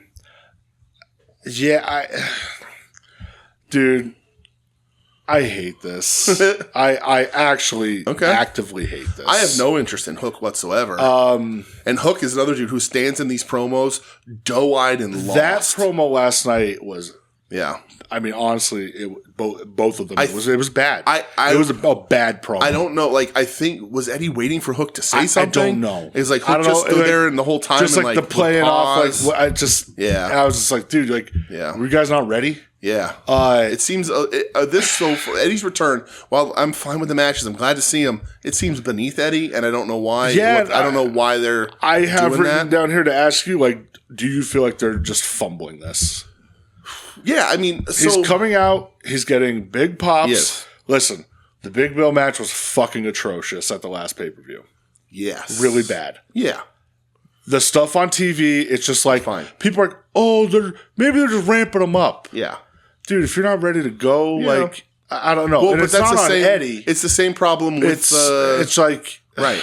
It's the same problem with the promos of these people, is that they don't have an outside system that helps, that supports these people. So we're like, Eddie, you good to go? Yeah, I can wrestle. Okay, let's do it on TV. Yeah, it's just not. I have negative interest, especially in a time when Ospreay's off TV, Swerve's off TV, Omega's here and there, in and out. Like, Eddie's a big fucking deal. And that's the thing, like, I think we all sort of thought... Why are we doing this? I think we all thought he should have been immediately put up against the Death Riders and helping in that, which makes the most sense. Yes. Why they're doing it, I don't know. Why they're not doing it, I don't know. It makes no sense to me. And I get, like, giving Eddie a couple tune-up matches, knock the rust off. Again, they don't have anywhere else. Normally this would happen on Dark if they still had a Dark, but they don't. So, but, like... Him to cut his promo, and he's like, we're good. I beat them. Let's move on. And they're like, we're doing the tag division and any challengers. And I was like, I think it's gonna be Roosh and Drolistico or whatever. Because like, oh, you think you're done with us? You're not. But like Hook they don't complement each other in any way. Yeah, they're thrown together because they're from New York. I like that more. There's no like, it just seems like negative chemistry almost. It seems beneath where Eddie should be on the card. And I get, like, you want to wait for a cycle to be done before you throw him up there, whatever. But, like, Hook is listless. Hook's another one of those dudes that's like, I think we've seen everything we can see out of him. Yeah. Unless you're going to get him somewhere where he can learn a lot more. He was thrown in really early, done a couple moves, looked good, got overexposed, And now he's not even wrestling. He doesn't, like you should have had Hook fighting along the young guys with the Death Riders, right? And being like, I got back up, right? And here comes Eddie, right? It's super weird that boom, Eddie and Claudio pop off immediately, right, exactly. Pick up where you left off when Eddie was done. Have that big name who is an actual threat to these guys, not like. Yeah, it's just Hook and Eddie doesn't. Again, I'll always like seeing Eddie. I'm not going to skip over his matches, but him and Hook they're not the team that we need. No, and Hook turning on him isn't a good match. Hook can't have that level of match. Hook's a novelty act. He's gonna be, and it sucks. But it is. It's just very. I know some people are like, well, maybe this is just what Eddie wants to do. Could be, but I don't know, dude. You're the fucking boss, and be like, "Hey, Eddie, you get one of the biggest pops every fucking time." Right? We're down, people. Right. We need to put you in a more prominent position. Yeah. I get why OC's where he is. He can't just jump right back into the main stuff. Understood. But Eddie has an immediate touchstone with the guys that are still feuding in that feud with the Death Riders. Even when he comes back, if Gabe Kidd's there on site. Yeah. Why is it not on site? Yeah. Right. Oh, Gabe's in the building. I'm fucking gunning has for Gabe him. been in the building since Eddie's been back? I don't know. I don't think so. Maybe not, but even Claudio. Claudio should be it, right. Oh, it's on site. Well, because he wore a Claudio Sucks Egg shirt in the one match. And there's just no... and I love Eddie, and I think it's completely reasonable if he was like, listen, I don't have the confidence. I want to get out there and start feeling it again before I'm able to do anything. You don't want to go into a match, get thrown in against the Death Riders, and you miss the Hurricane against Moxley. In a main event, you look like dog shit, right? It looks really bad. Like you missed it in a match with Big Bill. We can push that to the side. But I think he needs to be used better. Fuck it, dude. I don't know. If you're not ready to go against those dudes, then maybe you're not ready. Maybe. I don't know. But again, they don't have an outside where other than taking indie dates, which is risky coming off of an injury. Yeah. Where does Eddie get it? And I'm not saying that this is Eddie's fault or anybody's fault, but where does Eddie get a tune-up? They don't have an outside place. Eddie is bigger than a fucking third hour on Collision. I agree 100%. Why he's there, I don't get it. But I think they would be better serviced by having a place that these guys can work. It's not benefiting him. Yeah. It's not benefiting LFI. Right. No. It's not benefiting Hook. No, I mean LFI looked like bitches this week. It's not benefiting anybody. Yeah. Why? You're down people. Yeah. You should be wanting to stack the top of the card. Mm-hmm. But you're not for some reason. And it fucking confuses me. Yeah, it's weird. Briscoe Dito. That's the main event. Yes. Briscoe, Brody, Bandito. Mm-hmm. Versus Fletcher and the Cal's family Fletcher job and the squad. Cal's. Again, there's another one where I was like, it's okay. It's fine. Yeah. Listen, I'm at the end of a third hour of television here. I'm a little burned out. Bandito's still nursing a shoulder. Matches it's okay. Yeah, it was good. It's fine. Bandito and Briscoe and Brody get the win. Yeah. Fine. Yeah, TK does this thing too, and it's odd. And and obviously, we love AEW. I try to be, which is why I'm going to be harder on them because I love them. WWE, I don't give a shit. But I love them and I want them to be better. Especially their go home shows. But TK always does this thing where it's he books these 3-hour shows or 4-hour shows when he's done them before. And it seems like the philosophy is always, well, nobody's watching this late, so we won't put on the best stuff. And that's it's such a wrong mindset. Right. It's no, you should be making this shit super interesting so that the people are pumped up to watch this last hour. Whereas the last hour when they do this, it's oh. And it's the same problem we have with Collision always. Does Collision suck? Does nobody watch Collision because it sucks? Or does Collision suck because you can't put good stuff on it because nobody watches it? Yeah. But to me, I've always, it's tough. My mindset with that was always load it up then. Load it up. Make it watchable. Make it watchable. Give me it's going to take a little while. Watch. You're not going to find those results immediately. But they had some bangers in the beginning. Yes. I remember they had that one Omega MJF match. It was oh, this is fucking awesome. But there's another one. Max is gone now too. Yeah, there's another name Swerve, Max, Osprey. Yeah, Omega's intermittent. Yeah, that's what I mean. Why is Take is gonna be on and off depending on how much he wants to travel. Why is Eddie not up more? It just Hopefully soon. I don't know, man. And the tag team division, they need fresh meat in that too. But like Eddie and Hook, they're not tag title holders. You have a babyface team that's really popular right now that, depending on the level of Bandito's injury, can lose those belts at any point. But yeah, I don't know. I think I wanted all of Eddie's matches to be better. Eddie Big Bill not being great makes sense in a way because Bill's what he is. Yeah. Bill's fine. And that match was if the finish wasn't fucked, it would be like, it was okay. Yeah. But it, whatever. And then Dralistico's not great, so whatever. But Mordo should have been a lot better because Mordo's rules. Yeah, Mordo should have been way better. So like, it's just, I don't know. They'll get there. I get it. Maybe it is just because the cycle is in the middle and they didn't want to put him in. Once whatever shakes out with this Darby Mox thing, which I imagine is going to be Mox beating him, and Darby has to build the team, right? It's tough because it's like you're having an I Quit match, but World's End seems like the logical end. Yeah. Well, they're doing a women's Blood and Guts, right? Yeah, but like that doesn't have anything to do with them. No, but what I'm saying is if they're going to do it, they're probably going to have a men's as well. I think it's just they're doing. Oh, really? Yeah, which is smart. I guess. Don't do two. I mean, if you have the cage there, you might want to use it. But either way, is it at World's End though, or is it just going to be on TV? It's Dynamite. Okay, so then you could do one at World's. You could do the men's at World's End. Do Death Riders versus Darby and whoever's ready to come back. Could, but like you just had that big cage match at Forbidden Door. Yeah. I already had Anarchy in the Arena this year. Right. It's tough, like how much you want to spam a match, you know. Well, Stadium Stampede did they do that this year? Probably. I don't think they did, and that's the thing too. Like we haven't heard fuck all about a C2 this year. They said they're starting it. Yeah? Yeah, I think they're waiting until after this pay-per-view cycle. But also the C2, that last year ended at World's End. Right, yeah. Because the main event was Hanger Ospreay. Right. So, yeah. Yeah. So that's coming up. There's going to be another team match because Tony loves him too much. So, like, there's going to be I imagine Darby's going to build a team against the Death Riders because why not?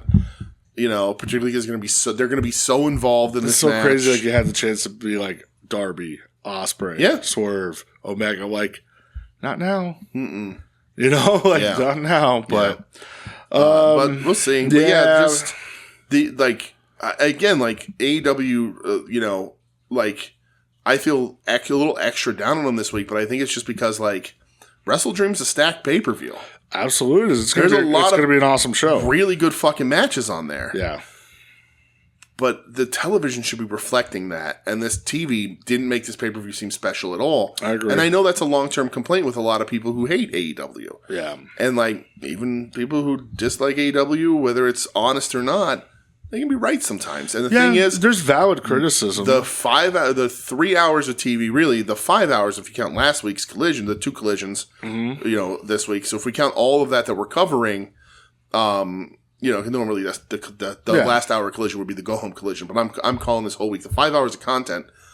There wasn't a thing on, not that there wasn't good stuff on there or okay stuff or whatever, but like nothing on there hyped up this pay-per-view for me in any way. I think that's a fundamental failure of she almost didn't make that. I know. Are you okay, Rip? Fundamental. Are you okay? Had a flat kitty while we recorded. Rippers. You okay? But it just didn't make anything special. I agree with you. And I think that's a failure creatively from this company because when the pay-per-view's that stacked, just make it feel special. Yeah, I agree. But we're moving on. That's it for America? Yeah, America. Going. No questions or anything before we go to Japan? Actually, no, you're right. Okay. That's my fault. I don't know. I'm glad you mentioned something because Tim has a question. Oh, well, we could have avoided that one. Wow. Tim. It's a man's birthday. Hey, Tim. Happy birthday, buddy. And now the Tim Taylor question of the week.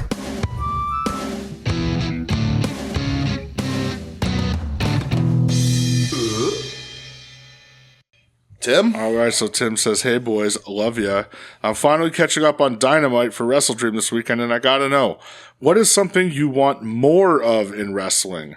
Whether it's matches, how stories progress outside of the ring, or merch-related, what do you wish there was more of? For me, the answer is simple. More Hechicero hands. Hechicero rules. Cal's family forever. Takeshita is God. Oh, you like Takeshita, Tim? You never mentioned it. No. What do I want more of in wrestling? I can't say matches because I get plenty of those. Yeah.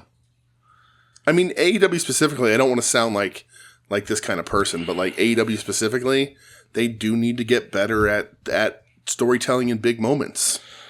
Like must-see moment. Like Dynamite rarely had, like while the matches are really good, there's rarely like you gotta see this thing that happened on Dynamite. It's just not the way the show's built. Yeah, I would like more consistency on go-home shows from AEW. Yes, absolutely. What do I want more of in wrestling, though? In wrestling as a whole? Better AEW merch.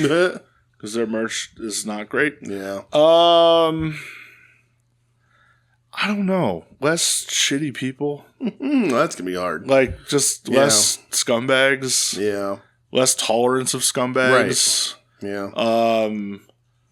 Less letting people try to sneak their way back into the business and letting it happen. Yeah. Less Tessa Blanchard.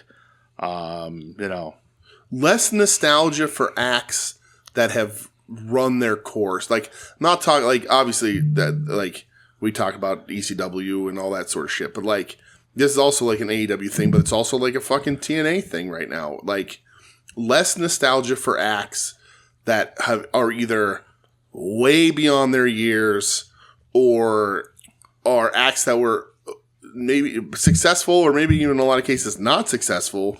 Looking at you, Jungle Boy. It's like less reliance on nostalgia. Yeah, like, I like that. Less relying on nostalgia. You know, like, the scapegoat stuff with Jungle Boy was interesting, but never really got off the ground, was never creatively fulfilling. But that doesn't mean you go, okay, well, we'll just make him Jungle Boy again. Like, it's okay to let people disappear. It's okay to go, all right, well, I think we saw what we saw out of you. Yeah. You know? The Acclaimed, like, the breakup and the get back together took less than a year. Like, if you want to build Acclaimed shit, just do it much more down the line. Yep, I agree. But they panicked because they saw Bowens treading water. Yeah. You know, and then on the other side of that is, and listen, TNA did their highest seating, whatever. The TV deal's coming and all that shit, right? Number two promotion. If you are genuinely like 5-star match out of the Hardys and the Dudleys this week, like, good for you, but I don't trust your wrestling opinion. Yeah. It's just on that. And like Spike Dudley came out and I'm like, oh, good for Spike. Like, I'm glad dudes, even if I fucking hate him like I do like Bully Ray, like, get your paycheck. That's fine. But like, do not try and sell me that this is a legendary match. Yeah. And like, Bully Ray had the worst match of last year. Sure did. He may end up with the worst match of this year. Who knows? But like, I'm glad that he's absolutely done, supposedly, till Saudi comes calling. Till Saudi knows what a Dudley boy is. They want Sign Guy Dudley real bad, I heard, though. I'd go dances with. But like, I don't need that. And like, the fact that 7,000, like, the fact that TNA doubled their pay-per-view attendance because like Hardy put out that post and he ain't wrong. Like, that's what put asses in seats. Was this like weird WWF nostalgia, and it's like, you're not gonna get that back again, and it's fine. Yeah. Like, even like looking at like Kenny and Okada, I ain't getting Kenny and Okada back again. No, we're good. It was a place and time, right. So like, so much of pro wrestling is booked like the last match in The Wrestler. Sure, yeah, and that's not the point. No, that wasn't the good thing. No, it's good that he was getting a paycheck, but it's not a good thing. Like, and I just like, nah, I'm all right. And also, who the hell? No, I think never mind. That's coming up later. But yeah, we're having nostalgia for acts that are less than 2 years old.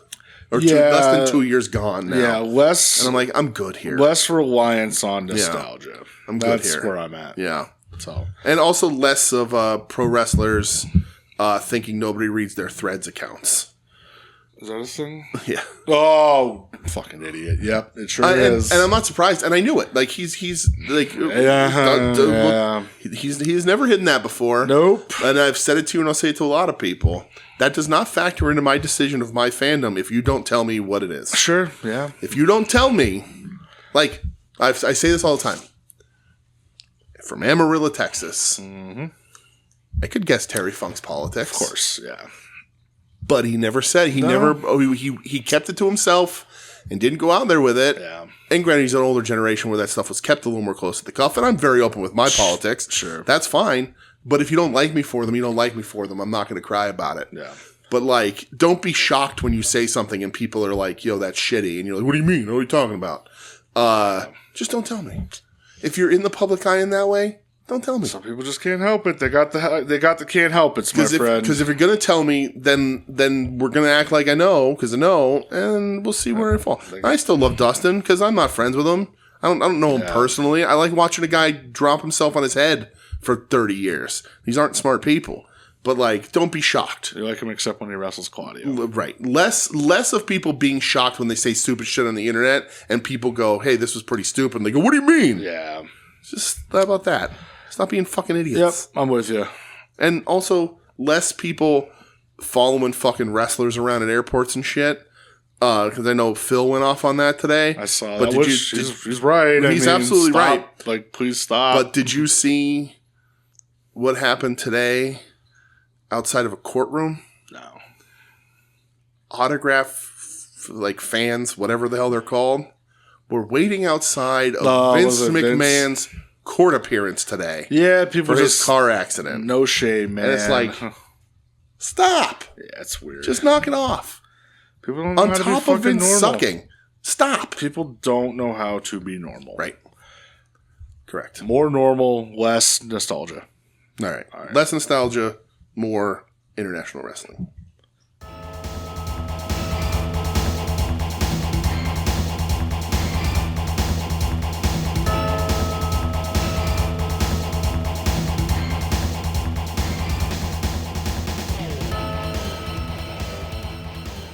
All right, we made it. We're here. We're in Japan. How many stops? How many stops do you have? We did not discuss this beforehand, so I'm going to guess that you have more stops than I do. Probably. I only have 2. Okay, I have 3. Okay. Where didn't you stop? That's a lot of places. Where was I supposed to stop? Where did you stop? I stopped at New Japan. Uh-huh. And I don't even know what promotion this was for, but it has a Stardom lady in it. I didn't stop there because I forgot. Okay. So I stopped at 2 other places. Oh, wow. Okay. Yeah. All right. Well, so I'll just talk Suzu Suzuki versus Jun Kasai. Yeah. I felt bad because Jess sent me the match, but I just lost track of time. It was good, but it's like June doesn't even bleed until like halfway through or longer. Like Suzu hits a great one. Sure. But she just gets kind of beat up a lot in this. Like, was it like Freedoms or something? I don't know where. I don't know what it was. A proto show. I don't know. But like Suzu's bleeding buckets before even a drop comes off of June. And it's good, but like it's just Suzu taking a beating for most of it. Not that she doesn't get her licks in, but it was just a lot of her really getting beat up by Jun Kasai. Which, and I'm not like, oh, there's a guy beating up late. It was a little more one-sided than I would like, because as much as I love Jun Kasai, I would rather see Suzu beat the ever-living shit out of him. Well, that's also true. So, yeah, I'm with you on that. But after all I got is New Japan, so all right, well, you do your business. I have your filthy business. Pro Wrestling Noah's Wrestle Odyssey. Okay.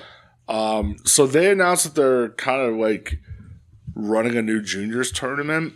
Yeah, I saw. And the 2 matches on the show that I thought shined were both junior matches. Okay. So for the junior tag titles, you had Daga and Daiki Odashima going up against the champions Alpha Wolf and Dragonbane. Okay. Daga and Daiki Odashima win. Your new champs. Daiki Odashima is 24 years old. Okay, nice. He plays such like a great underdog baby face. Like he's wearing like red shorties, red knee pads, white boots, fighting from underneath. Yeah. Crowd loved them. They're so into him. Okay. Alpha Wolf and Dragonbane as a tag team are fucking unbelievable. Yeah. Just we used to watch them. I loved them. Yeah, the flow that they have on their double team moves. Like I'm like, God damn, how are you doing this? The whole match is just at like a breakneck speed, which is fun for juniors when you get like that. But yeah, new champs.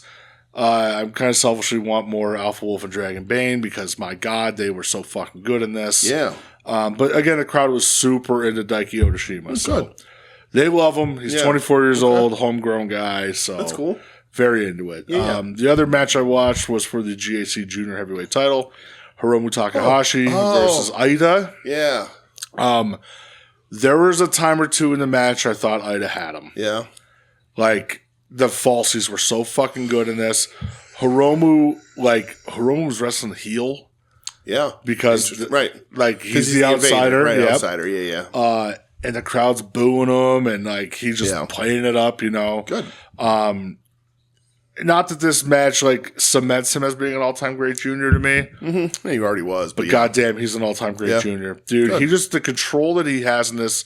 The crowd in the palm of his hand, doing what he wants, and he wins with an avalanche time bomb. Nice, fucking killed Ida with it. So that was a lot of fun. Both matches I thought were very fun. Nothing overstayed its welcome. I didn't watch anything else from the show. Is it a juniors tourney or is it a junior tag tourney they're doing? I think it's just like a juniors tournament. Okay. I read a little bit, didn't go fully into it because I'm very touch and go with Noah. Yeah, there could be some cool matches in there though. Yeah, apparently they ran Corkin today and had like a fucking shit attendance. So. Oh yeah. Yeah, everybody's like, fucking Ozawa's the guy. Right. And he's out. Mm-hmm. Bring him back and the people will come. So. Yeah. Stardom had a Corkin show. I saw that. It was just like yesterday or whatever. Wasn't it? No, a couple days ago. Oh, okay. I watched the match for the CMLL Japan women's title. The champion Koguma versus the challenger Hazuki. Oh, okay. I love Hazuki. FWC explodes. Yeah. We got a new champ. Hazuki is the official CMLL Japan women's champion. Oh. I think she's also the Spark Joshi Pro champion. Okay, great. You know, that belt means a fucking lot. It means so much. This match I thought was good. Koguma was hitting like these German suplexes where I thought, so she has Hazuki, she goes to Germaner and at like the top release point where normally the person giving the German either falls back or bridges. Yeah. She just like leans back a little bit and just lets go of Hazuki, and Hazuki lands so fucking like high angle. Looks like she kills her. But I have a new fan favorite of Big Match Hazuki. I feel like she delivers in these spots all the time. Oh, I love Hazuki. Matches. I think she's great. Yeah. Thought it was a ton of fun, man. Her face washes and the ropes are disgusting. Yeah. Very underrated. What show was this on? It was Stardom and Korakuen. Oh, that's funny. So I'm looking on Cage Match. The guy who lists the Stardom shows must be off again because it's not. There's not. There. Is it? Mm-hmm. I only see from this week only 3 shows. Yeah, it's on there. Is it? Mm-hmm. And it's. Oh, there it is. Okay. Mm-hmm. Yeah. All right. Yeah, really good match. Yeah, because I didn't. Where'd you watch it? The guy. Oh yeah, because it wasn't up on Archive. I don't think it was. Was it? Uh huh. Yeah, yeah, it was up on there. Because I did look because I thought somebody talking about a show from this morning or yesterday or something, and I was like, oh, let me just see if there's anything good on there. And I was like, no, there's nothing. Stardom. So I just. All right, well. Yeah, a lot of fun though. Cool. A lot of fun. I like Hazuki. Yeah, Hazuki's fucking awesome. So. Yeah. That'll lead us to the big show of the week. Well, New Japan's Pro Wrestling presents King of Pro Wrestling. Yeah. This started at 3 a.m. Eastern time on Monday morning.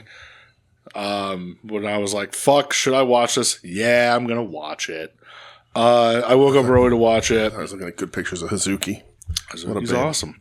Yes. Yes. So you woke up because you're dedicated to individual. Yeah, I watched 1, 2, 3, 4 matches on this show. Me too. I bet you they're the same 4. I'd imagine. For the IWGP Women's title. Skip this one. Yeah, okay. Suri versus Sari. Yes. This is like 15 minutes. If I was to be in a Tony Khan presser, the only question I would ask is, what the fuck happened with Siri?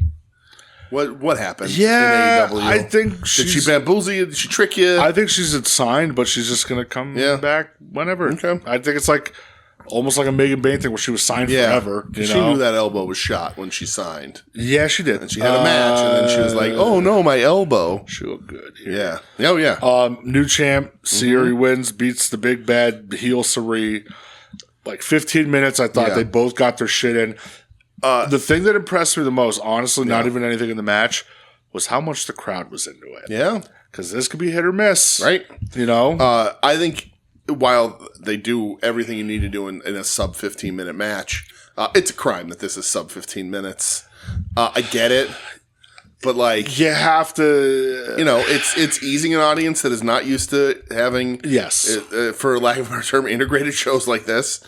But like I was just like, oh, it only goes 15. That sucks because they're both so good, especially because like Stardom's roster is to me so infinitely more interesting right now than New Japan's. But it's really good. Yeah, I had no idea that Syuri fought UFC. Mm-hmm. That's crazy. Yeah. 6-3-1 record. Mm-hmm. It was really hot in the beginning, lost the title match, and then Yep. See that all the time. The best dropkick in the business is Syuri's dropkick where she has her opponent in the ropes. Dude, it's the craziest fucking when thing. they're trading forearms, man. Yeah. It's so gross. Syuri kicking out of 3 Syuri Uranagis. Dude, and the crowd popping more and more on each one. That was cool. I saw somebody cool to see. Somebody saying that match, like it was like somebody threw it in like the WWE or something, and some person online was like, or it was an AEW, someone's like, this move shouldn't be thrown, like this is too dangerous, and Taz was like, I threw that move my entire career and never hurt anybody. My son throws that move and we don't hurt anybody. Like it's one of the safest bumps if you just have to know what you're doing. Yeah, that's all. But Syuri's are amazing. And she kicked out of a 4th one. Yeah. After kicking Syuri straight in the face. Yeah. Also, like, commentary did a really good job on this because, like, I thought so too. Talking about how Tajiri was her teacher, so that's why she does the buzzsaw kick. All that was really cool. Hearing the English commentary, how hyped they were for this match, I want to like Stardom. Come on, what are we doing? And they have Walker Stewart, but they're not. But like, come on, right? What are we doing here? They need to get either integrated into World or a good app for English. Yeah, because I'll pay the only reason why I don't right now is because it's too hard to navigate. It's not very user friendly. Yeah. So, but this is great. Syuri, first ever 2-time IWGP Women's Champion. Yep. And my thought after this match was, will this be the best match on this show and sub 15 minutes? Time will tell. Really great though. Announced like she wants to work Tokyo Dome. Who does? Syuri. Oh yeah. To defend that title. Okay. At Wrestle Kingdom? Somebody else who said that they want to work Wrestle Kingdom and who basically said, I'm gonna fucking work Wrestle Kingdom. Title for title? That seems to be. Saya has 2 titles already. Why not add a 3rd? I guess so. Why not? That's how I do it. Why not? Saya's world, bitch. You're just living in it. It's very funny that I think, 3-4 weeks ago, both of us were like, I don't know how she's not going to be the best wrestler on our list this year and how she should be the MVP of Japan. And then now that's all I see is like, yeah, she's the best wrestler in the world. So fuck yeah, Saya. Saya rules. Saya Syuri. I'll take it all day, every day. 100%. I'll take it twice on Sundays. Next match I watched for the IWGP Tag Team titles. I watched this as well. The KO Bros of Oscar Lube. Oscar need to grow a beard, Lube. And Yuto-Ice. Yuto-Ice, my fucking guy. Going up against Yuya Uemura and Shota Umino. Yes. I thought this was very good. It was really good. Short. In the spots where it was Yuto-Ice versus Yuya. Yeah. Yuto's. Dude, yeah. those, like, they have heated confrontations. Yeah. It's so good. For sure. I need that to, like, I need more singles matches with these two. They just beat the shit out of each other, and it's fucking awesome. Oscar's not there yet, and Shooter has proved to us that he needs to stay away. I will say, I thought Shooter, and Uemura had good chemistry. Yeah, for sure. For not really being like much of a tag team. Yeah. Fun little team, but my fucking man, Bumbaclat. Fuck you, Yuto-Ice. My biggest fucking man. My biggest takeaway from this match is that Yuya Uemura, and I get it, you want to pay tribute to the guy, you're a lot like him. Tanahashi's a big deal. The old heat stroke himself, huh? But Yuya Uemura is throwing the high fly flow like he hasn't spent the last 5 years watching Tanahashi get steadily fucking worse. It's the last fucking move I would do. It would be like going you know what I'm going to do? I'm going to do Keiji moonsaults 3 times a night for the next 10 years in tribute to him, and then you're in a wheelchair because your hips are shot. Yeah, because your hips and you need new knees. Tana shows you, don't hit that move like that.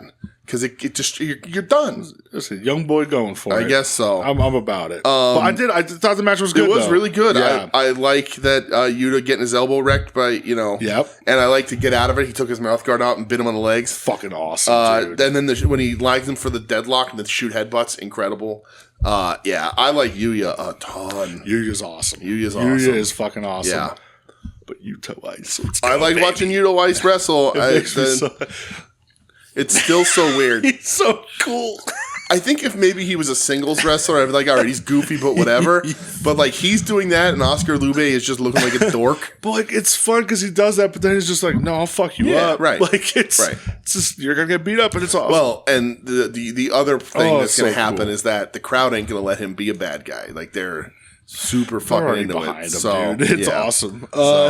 Next match for the IWGP Global title. Yes. Yota Tsuji versus Gabe Kidd. And they're like 23rd singles match or whatever the fuck they said. Yeah, there are a lot of singles matches. Because they're young boys together. Yeah. New champ, Tsuji officially beats Gabe Kidd. Yeah. This is Gabe at his best, I think. For sure. Gabe fucking kills it. This was 20 minutes of 2 men punching each other in the face. Dude. They just beat each other up. There was barely wrestling in this wrestling match. He made Tsuji look like such a baby face in this. Like, he was just like unrelenting, kept cutting Tsuji off, beating him down, talking shit to him. Yeah. And then when finally Tsuji gets to come up, it's just so like classic pro wrestling. Yeah. You know, I was thought really, really good. Yeah, Gabe fucking killed it here. They always have great matches. I love that it finished with a Boston Crab. It's shocked to see Gabe tap. Loved it. Do you think he comes back to AEW? I don't know because of the post match. Okay. So before we get to that, I do have a thing we have to play before the start of the next one. I'll play the thing. And there's a question before that too. So just that Boston Crab finish because he hit Gabe with like 2 or 3 G Blast spears. Yeah. And then to hook in a Boston Crab.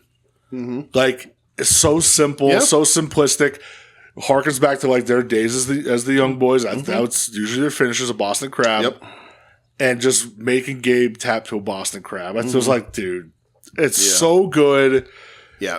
Gabe you're right. This is where Gabe shines. He was so like, good. It's not the kind of, like, he's not going to be able to do this kind of thing if he comes to AEW and works in the U.S. Like, on not an indie. An indie you can do whatever you want. But, like, this is where he's the best. This is the kind of stuff you should be watching Gabe Kidd for.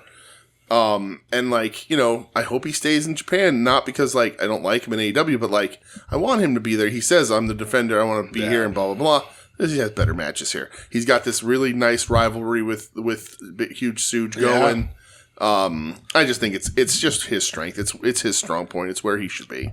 Yeah. So at the end of the match, Gabe and Tsuji are both kind of kneeling in the middle of the ring around the Lions mark, just kind of like pounding on it, like, yeah, this is what we do this for. Tsuji offers him the hand.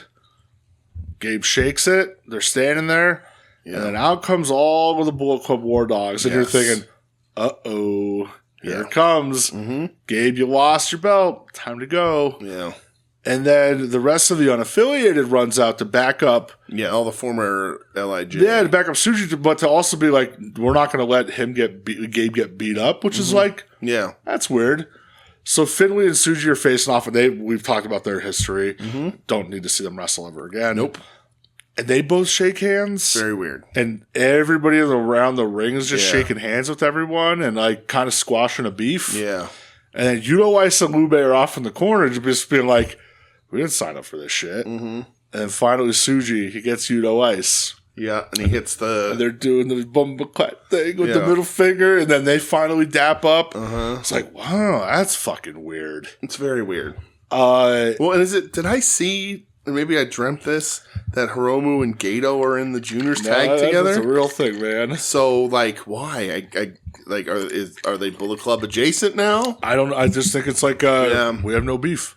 Yeah, but they're like we fought each other how much now? Like right, but they're still they're still the bad guys. If that even what I mean. What does that mean over there at this point? I mean that's true. Like, Bullet Club is the only thing that it really meant anything for. Like, but it's just kind of interesting. I'm just where's it gonna go? Yeah, who's gonna be the first to like stab somebody in the back again? Right. But just for them to be like, listen, we fought our wars. I mean, the LIJ guys are listless because they just, without losing Naito, and it's like, well, what do you do with them? They don't want to be LIJ. They're still kind of hanging out. So, like, maybe you do this and you get some LIJ guys join Bullet Club. Maybe a couple Bullet Club guys get pulled out and they start, you have a little bit of two stables that are parts of each kind of thing. Sure. Who knows? I thought it was at least something interesting. Yeah. Though, Right. So do you want to play your thing, or do you want the question first? Depends on what you want. Well, I guess let's pay the respects to the Dave Howard. All right. And I will play because this is a question about the House of Torture. Oh man, I know we should have a show away from this, but Dave has a question. Hey fellas, first time, long time as far as calling into the show. Well, actually, sending a voice recording into the show, I think. Anyhow, doing the same thing I'm always doing when I'm able to call a soon-to-be-named network show. I'm out with the newest roster member of the Howard family, just taking a stroll. Hell yeah. And he's actually awake for this one, so we may or may not get a run-in from the little guy. We'll see. We'll have to let that one play out on its own if it does. So, listening to the show this week, last week by the time this makes air, if it makes air, and you guys are talking about House of Torture in New Japan. And the sentiment is that everybody hates it and is done with it. But are they? Because it keeps happening. And is it just because Gato's got the book this happens? Is it because Gato spent a lot of time in WCW when they were doing crazy bullcrap NWO no finishes all the time? So Hogan could keep the belt for 14 years in a row? I don't know. I mean, I'm not a fan of it, but does the Japanese audience like it? I don't know. I mean, it seems like when House of Torture was on top was when New Japan was kind of at one of its most recent lowest points. So I don't know. I'm done with it. I don't really care. I don't watch any of the House of Torture stuff, and even when I was avidly watching, like in sicko mode, not missing even like a tag league show, House of Torture stuff was always my least favorite. Now I'm like you guys, and I just kind of pick and choose what matches I want to watch, because I still do like a lot of the guys over there, and apparently I need to check out some Yuto-Ice. Yes. Not the topic of this call, though. Anyhow, why is it, do you think, that the House of Torture, why is it just Gato? Is that why they still get all this airtime? Is that why they still get play? Is that why they're still even a thing? Because you got some wrestlers in there that could do some other stuff and be fine. But I just don't want to see any of them. Figured it out. Dick Togo has got some pictures of somebody doing something. He's got to have pictures of Gato, right? Yes. That's the only reason? Yes. That's got to be it. Yes. Anyways, guys, thanks. We'll talk to you later. Bye. Dave, great to hear from you, pal. Yes, you ever want to ask a fucking question, don't hesitate. Always, please, for real. Shout out to the little guy, too. Yeah. So here, my understanding of House of Torture and the differences between everybody outside of Japan and what is happening in Japan. Yeah, I mean, it's just see if your feelings are the same as mine, because I have an idea of what it is too. Everybody outside of Japan, unless you're like a fucking pretentious douchebag, hates it. Mm-hmm. None of this is actually good. Yeah. Stop it. No, it's not. Right. Listen, could it be good in doses? Sure, but when it's every fucking match that they're in, it's not good. The argument has been made, well, they're successful and popular in Japan. Are they? Right. Did attendance really drop? Yes. Look who was in the G1 finals this year, but leading up to it, people were like, oh, fuck, this sucks, it's evil. And then when he got in there, just because it was against Takeshita, they had the fucking diehards be like, no, evil's good, this is good. Like, No, dude, it's not. Like, I don't get it. Somebody, and I don't know. I don't even think I want somebody to try to explain to me why they think it's good. I don't care. Yeah, right. It's not good. Yeah. It's just hack bullshit every match. It's every fucking match. Yeah.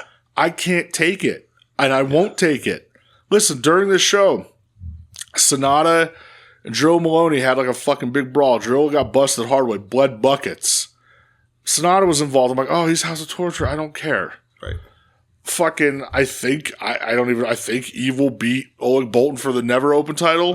Okay. And now it's going to be that debuting Aaron Wolf versus Evil at Wrestle Kingdom. Cool. Like, listen, dude, if you got the Evil that's in the back half of the match against Takeshita, I'm all for it. Right. That Evil I was very high on. Yeah. If it's House of Torture shit, I don't care. Right. They're like, oh, well, he's throwing fucking suplex throws on House of Torture. I don't care. You're going to make me not care about this kid already. Right. And apparently they're loading up the fucking cart for this kid. Yeah. They really think he's the guy. Where's he from? Is he a dojo kid? Dude, I think he was like an Olympic champion. Like a judoka. Oh. I think. A judo master, if you will. Oh, yeah, apparently, yeah. Was he a gold medalist? He's a Japanese professional wrestler and former judoka. He won the gold medal at the 2017 World Judo Championships in Budapest and a gold medal at the 2020 Summer Olympics. There you go. Like, fuck yeah, dude. You got a ton of potential. Yeah. But you're thrown in there with son Evil. of a Japanese lady and an American who teaches English at a Japanese university. Like, you're thrown in there against Evil. And listen, like, the question, oh, well, why do they keep pushing Evil? Evil's a homegrown guy. It's different over in Japan than it is in the States. Loyalty means something different over there, you know? And I understand that. He's won some golds and some IJF fights, too, in 2024. Yeah, so obviously the dude is fucking legit. Is he going to be a good pro wrestler? Who knows? But that's my reasoning. I hate House of Torture. Oh, he's the first athlete of U.S. descent to win the All Japan Judo Championship. There you go. So there you go. I don't know your take on it, though. Well, so I agree with you. But the thing that we've seen from House of Torture that I think keeps the Japanese audience engaged is that, and Dave kind of said this, but like, there's some wrestlers there the audience really wants to like. Mm-hmm. And they want them to not be cheaters. So, like, people like Ren Narita, people like Yo, and people like Evil. You know, like, Japanese wrestlers like Evil, but, like, they have enough people that are talented and that have been over. But the crowd wants them to not cheat and not be bad guys and to go back to wrestling good and not having run-ins and bullshit and overbooking and all that. And I think Gato was like, well, as long as they're booing it, we can run with it because it'll get then when somebody leaves or whatever, it'll be bigger. But you walk the line of like sacrificing your shows because what happened to WCW? Nobody left. Nobody's left House of Torture. Right. You know, right. Jack Perry left. Right. He was there for a fucking hot minute. Right. Well, like NWO had a really good run for about a year and a half. And then you're like, okay, this is too many people. Okay, I'm watching Ray Traylor and Brian Clark do a run-in. I'd rather watch that than House of Torture. Well, me too. but like the not so much what's better or not, but like the risk of like they're still booing, but eventually like the booing, the interest, whether it's booing or waiting, whatever it is, waiting for these guys to wake up out of the House of Torture or booing them. It eventually will go away, and you're not going to know when the fans completely are disinterested until they are completely disinterested. Yep. So you have to try and predict, okay, well, how much legs, with anything in wrestling, how much legs does this have? You have to do with babyfaces runs. How long can Hangman's title run be until the fans want to see something else? Anybody, you know? But, like, the risk is they're booing it. And then you have to decide, are they booing it because it's effective or are they booing it because they don't want to see it anymore? And then that's another thing you can factor in and get confused or misconstrue. So, like, if there is, my answer to Dave's question, if there is interest from Japanese fans, it's because they like one person in the House of Torture or a few people in the House of Torture, and they want them to be better. They want to root for them in a different scenario. I can see that. But they're just not getting it. They're not getting that from the booker. Why Gato still has the book is only because maybe somebody has pictures, like you said, like Togo. But like, I mean, you know, Gato is still riding on the fact that he was the booker when New Japan was very clearly head and shoulders the best wrestling in the fucking world. Yeah. When everyone was talking about Omega and Okada and everything that came after it, Gato smiled his way to the fucking bank. That like 14-19 run. Right. But Gato has also been the steward of this ship when it's down really low. And I think people get annoyed too when Tanahashi's like, yeah, we listen to the fans and less House of Torture and all that. And then nothing happened. Nothing happens. It's so annoying. like, it's tough. And like, it's auto skip stuff. Like that evil Bolton match came on. I made myself breakfast during it. I'm not watching this shit, dude. So like, it's tough. And like, Gato has the resume to be like, well, you know, let's keep him, like, who are we going to get better? And it's like, it's better, but fresher. You can find some fresher people. Sure is. But, you know, he can always slap his big booker dick on the table and be like, you know. Slap his big booker dick. Right. Boy, if that could only be the name of the show. But like, it's like, I have an awful visual. Yep. Now. But like, seriously though, like there's not a lot of dudes that are swinging that. Swinging meat. Because of what they accomplished. New Japan was the highest globally it ever was under Gato. It also just happens to be some of the lowest. But also like when you go to Gato and go, listen, houses are down, he can say everybody's houses are down, sure, except for Stardom. Who's nipping their houses are right? Up Who's right nipping now. it? Who from a purely, because I'm sure they only factor in like male wrestling, you know, men's wrestling. It's like, who's nipping at New Japan's heels in male wrestling? Stardom's also owned by Bushiroad too. Right, so, exactly. You know. So who's actually who's nipping at New Japan's heels to say you're not, you know, we need to change. It ain't All Japan. It ain't Noah. Nope. Ain't 01. Ain't anything. There's not another promotion over there. Yeah. No, Glee looked barren the other day. Yeah. There's not another promotion over there. So it's like, they're still the number one company. Yeah. Like, it's just like everything's down. Above, yeah. So, I don't know. I'm on board with you. I'm on board with Dave. Thanks for the call. Yes, thanks. House of Torture fucking stinks. Slapping his big booker dick. But it's going to be a while. You have more music to play. Oh, Jesus You have Christ. Ed's music to play. All right. Play it. For Ed, anything. Play it.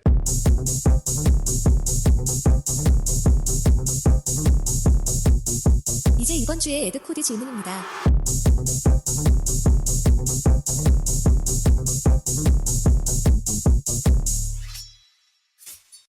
All right, so Ed? it says, hey to my good friends whom I can't wait to talk about 01 drama with. Hi, pal. 2-part question time in honor of the 2 Coney dogs I ate for dinner.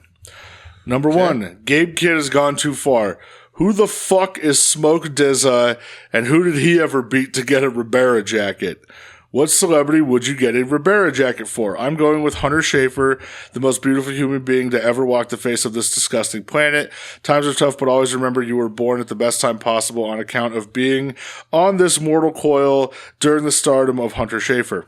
Or Ernie. I like the idea of a Muppet taking a mark pick in front of the sign. So is Ernie a Muppet? We're going to have this conversation here. How much time you got? Yeah, listen, I've had this conversation numerous times. Yep. With a lot of the same people over and over again. And here's what I've learned. As soon as I saw that line, I went, "Oh no!" What I've learned is, if you want the Sesame Street characters to be a Muppet, you can let them be Muppet. Then they are Muppets. To me, I think it's a shaky line. I think it's, you know, maybe it's not the most solid line. But I have a hard time struggling with them being Muppets. They're Jim Henson creations, but I don't think that makes everything Jim Henson creations did a Muppet. I don't consider Hoggle from Labyrinth a Muppet. They're not Muppets. Right. Yeah. And at Muppet Family Christmas, I don't see Ernie. All the Muppets are there. Where's Ernie? And then the friends from Sesame Street show up as a guest appearance. They were Muppets. They'd be at Muppet Family Christmas. I thought they were a family. Right. They come walking down the street singing songs. Why aren't they at Muppet Family Christmas if they're Muppets? You raise a good point. So, but here's the thing. To answer Ed's original question, though. No, we're not doing that. Like anything in life, particularly in 2025, live your own truth. To me, I love Sesame Street. I love Bert and Ernie. It's not Muppets. I'm on that side of the fence. Okay, too. Thank you. It's good to have. Would you give Ernie a Ribera jacket? Ernie by himself? Yeah, just Ernie. Oh man. So I'm trying to think. That's like just giving Dr. Tom Pritchard a Ribera jacket, yeah, and not Jimmy Del Rey. Right, exactly. It's tough. Yeah, and Bert would be real pissed about it. Bert would be Bert. If I could come up with a gift of the Magi, because that's one of the best Bert and Ernie things, where he gets in like the container for his paperclip collection, but he sold his paperclip collection to get the whatever the soap dish for the rubber ducky and whatever.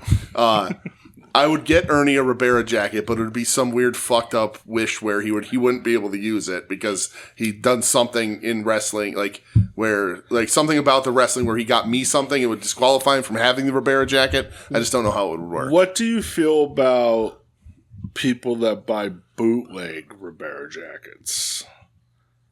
Fans or wrestlers? Or do you want me to address them both separately? I can do both. Okay. Fans, you're full of shit. Wrestlers, you're full of shit. That's the right answer for both. What celebrity would I give a Ribera jacket I would to? never wear a Ribera jacket. Never in my fucking life. I saw somebody who made them, and I think they give them away a little too much nowadays. Well, Gabe was there, and he had some rappers there with him. Sure, and they got Ribera jackets. And listen, who am I? Mm-hmm. Okay, I wouldn't accept it. I'd say, no, sir, I can't accept this. Mm-mm. I will eat your delicious steak and corn. Right. If you're not a wrestling I'm not fan, a wrestler, and you're in Japan and you visit Ribera and you're like, oh, this is awesome, I'm at this restaurant, let me get that jacket, and you don't know that it's connected to wrestling, get your fucking jacket and leave me alone. If you are in wrestling or related to wrestling, you're fucking cheapskate. Don't do that. Don't do that. No, that's stolen valor, my friend. Yeah, except when Ed and I go over there for Ring Soul. Right. We're going to go to Ribera and get our jackets. Exactly. Because they're going to think we're workers. Right. I mean, we could be. Listen, if you're going to offer me a Ribera and say that I'm a worker, sure. I'm going to turn it down. If you're offering me it as a fan, no. You and I could work one of those, like, back alley, closet, storefront, Madman Pondo type shows. You think we could work American Pro? We absolutely could get a you think I can get 5 minutes out of Yashi? Road Warriors level squash match 100%. Where we just beat the shit out of tiny Japanese men. All right. 100%. Yeah. Dude, why haven't we been booked to Japan yet? Because, I don't know. It's a long plane. Hello, Japan bookers. We are open for bookings. Open for bookings. Yes, please. Talk about Stolen Valor. Yeah, please. I did stand next to, speaking of Stolen Valor also, I stood next to Sergeant Slaughter at the New York Comic Con. Michelle's Twitter friend, and he was being very nice. There was an older gentleman in a wheelchair who, like, his kids were with him, and then his kids were like, "You were his favorite. He remembers watching you, like, when he was young, whatever." Yeah. And the guy was in a wheelchair, couldn't stand up, and Sarge picked him up and held him up for the photo with him, and it was really, really sweet of him. Sarge's a big fucking dude. Dude, you had to be. He was huge. Even now, yeah, he's a wrestler in the 80s. He's fucking huge. Yeah. Also walked past Jake, but I didn't go say hi. We should have said, "Hey man, Scram PA." But did I answer Ed's question? No. What celebrity would you give a Ribera jacket to? Celebrity that I would give a Ribera jacket to. Great question. Shaquille O'Neal, he worked, brother. Yeah, right. That's what I was thinking. Like, who? Butterbean. Is Butterbean okay? Steve-O for that time Umaga knocked him the fuck out because he wouldn't stay down. Keith David, the co-star of They Live, because he had the all-timer street fight against Roddy Piper. All right, I'll give you that. Keith David deserves that completely. Sylvester Stallone because he had that all-timer street fight against Tommy Gunn in Rocky V. But also Paradise Alley, played a wrestler. And who was it choreographed by? Terry Funk. See, there you go. And stunt doubled by Dick Slater. Yeah, see, there. Oh, Sly needs one, dude. 100%. Sly can get one. Yeah. Surprisingly, I wouldn't let Mickey Rourke have one. We're good. He didn't work. Well, I mean, he worked. Yeah, he worked. I'm trying to think like wrestling adjacent guys. Paul Walter Hauser. No, not even if he worked there. No, only if he pays double. Bob Saget, Henry Winkler, because he played a wrestler in that one movie. William Daniels. Okay, he was involved with fucking Leslie Stecchino. That's true. He was. Yeah, that's true. Yeah, I don't know. I think that's about it. All right. I'm not big on celebrities. I'm trying to think like who's a celebrity out there that should have been a wrestler. Well, like, that's yeah. But I'd give Sabrina Carpenter one. Okay. I like Sabrina Carpenter. She's cool. Okay, I'm gonna give Chapel Roan one then because I like Chapel Roan. Hey, Chapel Roan dressed up as a luchador. See? That one's there fast. So there you go. All right, number 2. Yes. What giant inflatable would you wear at the ICE protest? Fuck ICE. Fuck you if you support them. Don't listen to Sleaze Ranger if you support ICE, you racist fucks. I'm a double down. There you go. Fuck ICE. Yep. Fuck you if you support them. Straight up. Don't listen to We Need Wrestling if you support ICE, you racist fucks. 100%. I will stand 10 toes down. Absolutely. I don't give a fuck. I don't have any tolerance. As I fuck them. And fuck you. Ed, I will be attending a No Kings rally on Saturday, which is close. And I am interested and slightly nervous about what the presence is going to be like for that kind of stuff. I do not have an inflatable outfit. And I do constantly watch the videos of people farting into the... You ever see those where they fart into the filter? Yeah. And I know that ICE did like pepper spray a guy in a suit that way, which is so fucking shitty and dangerous. So cool, Farts man. Are funny. Bunch of cool guys. Real cool, I saw guys. fucking one today that they found an ICE guy who was at the center and he had fucking SS tattooed on his fucking side of his head. Of course. So we know who they are. That's why they're wearing masks for a fucking reason. But like I would like to do like an inflatable like Godzilla would be really cool. That'd be fun. Or like this is really silly, but Reptar from the Rugrats. I get down with the old Reptar. lizard guy.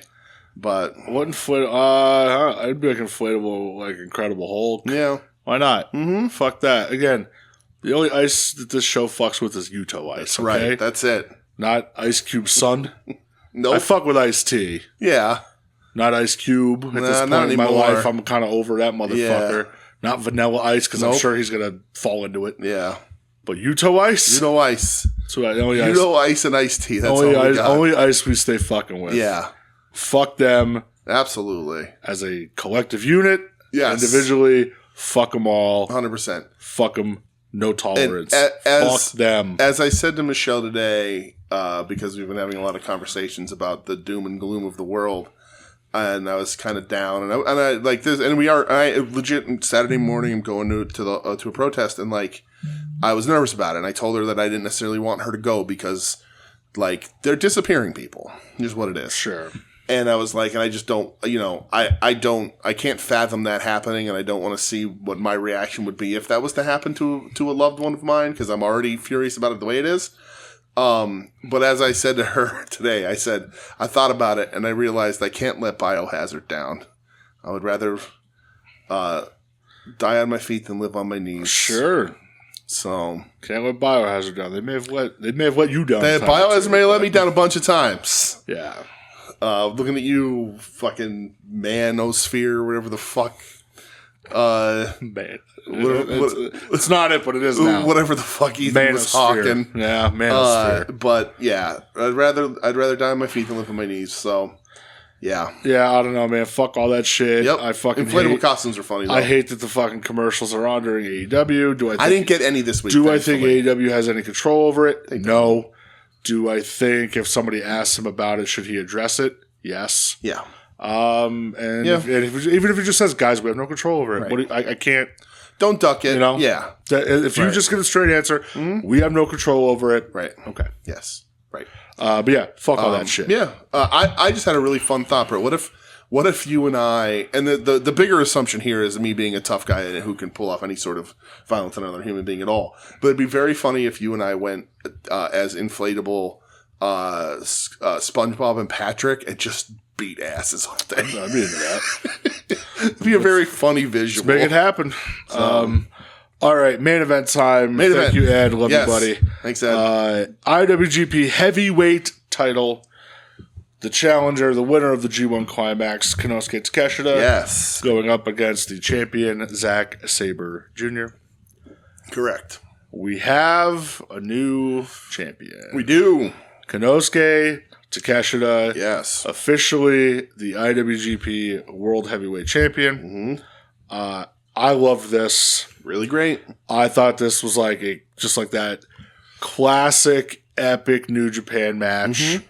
I thought Zach's striking looked fucking striking across better the board than in this ever. match were incredible. Zach stepped it up, and I to that token, Takes are always great. I thought Takeshi's technical wrestling in this, he stepped it up. Yeah. I like that they both were like, oh, we're going to give more effort to our opponent's strengths to fight fire with fire. Love that part of it. Yep. Super stiff, super tight on the strikes, the way wrestling is supposed to be.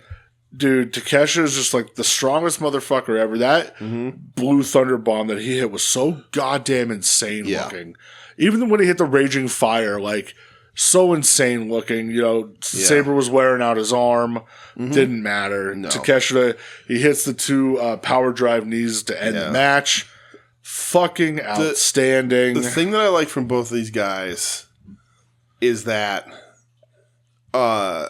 they wrestle without fear. And I bring this up a bunch, and I always wonder, do people understand what I mean? But Take's mouth gets bloodied in this match. Yeah. These strikes are tight. A lot of the times, I can't, I know that they're working punches and elbows and all that, but I'm like, how though? Where is it? As long as you're not knocking out people like Nakajima. Right. But when they go for it. Neither of these guys bump even a millisecond earlier before contact on any of these strikes or any of these moves. Yep. And again, it's part of wrestling, and I get it. And I'm not saying that it's bad when people do. It's bad when it's super bad when you see a guy bump way before the lariat comes, or you can see him really lean away from the forearm shiver or whatever. But these guys don't do that. They're fully committed. They have the trust. If something happens, if your nose gets broken or whatever, if something happens, it fucking happens. It's wrestling. Yeah. But both of these are so confident and so comfortable with each other that there is no fear. They don't worry about bumping early. They don't worry about pulling strikes or, not they're not worried about well, is he going to be in position if I turn around faster than this? Complete trust. Chemistry's off the charts. Timing is really good. And that's what makes wrestling really, really great. When it's that tight, when the strikes are like they are, and when they are fearless like that, my disbelief is immediately out the window, and I'm locked right in. Yeah, So, I agree. It just makes for better wrestling. The crowd was so into Takeshita by the end of this, which made me very happy. Yeah, they booed him afterwards, though. Well, yeah, because fucking who came out to challenge him? Before that, they were booing him. Hiroki Goto, baby. So you're going to get Takeshita Goto. Let's make it happen. It's interesting that they're doing the, Take as a heel, because he is. Because even when Goto comes out, he's like, oh, no young people wanted to challenge me? Yeah. What happened to the young wrestlers here? Yeah. And he's giving his speech, and he's getting boos because he's, tell whatever. Yeah. And then there is a little bit lack of acceptance because he is a part-timer, quote-unquote. It's so funny to me. Which it is. It's I get it. Funny. We talked about it all the time. Think about Ishii's run. Think about, when Kenta came over. Takes a bit. Very funny to me. But, clearly he's and again, it's the best fucking wrestler in the world. Right. It speaks to the... You're right, but tribalism isn't only an American thing. They're, people, that's New Japan's always been... Yeah. Very much New Japan, All Japan, all of them. This is mine. This is my company. This is what I watch. This is what I like. It's so funny because, the wrestlers don't give a fuck. No. Hiromu's the goddamn GHC champion. Right. Tanahashi's wrestling DDT. Stop it, But, the answer to that question is just, tell me who in New Japan is better than Takeshita. Yeah, I agree. And there's nobody. Tell me who in Japanese wrestling is better than Takeshita. Nobody. No male. No. Like nobody. From a pure in-ring standpoint, I can think of 2 or 3 women. Yeah. but like, there's no male wrestler in Japan that's better than Takeshi. There's not one in America. I think you're a little bit closer in like AEW, sure, but like you're not there. Like he's the best. He's the best. So why shouldn't the best be the champ? And he's super respectful of wrestling and all that. Yeah. And then Rocky gives the backstage promo where he's laying it on even thicker about the heel stuff. I don't like Rocky. I'm over with that. I'm fine with him, but twerp. Yeah. But I thought this match fucking rocked, man. I love the elbow work in this match. Yeah. Like so much of this works. Like I mean, all of it works, but like so much of the little things are done right.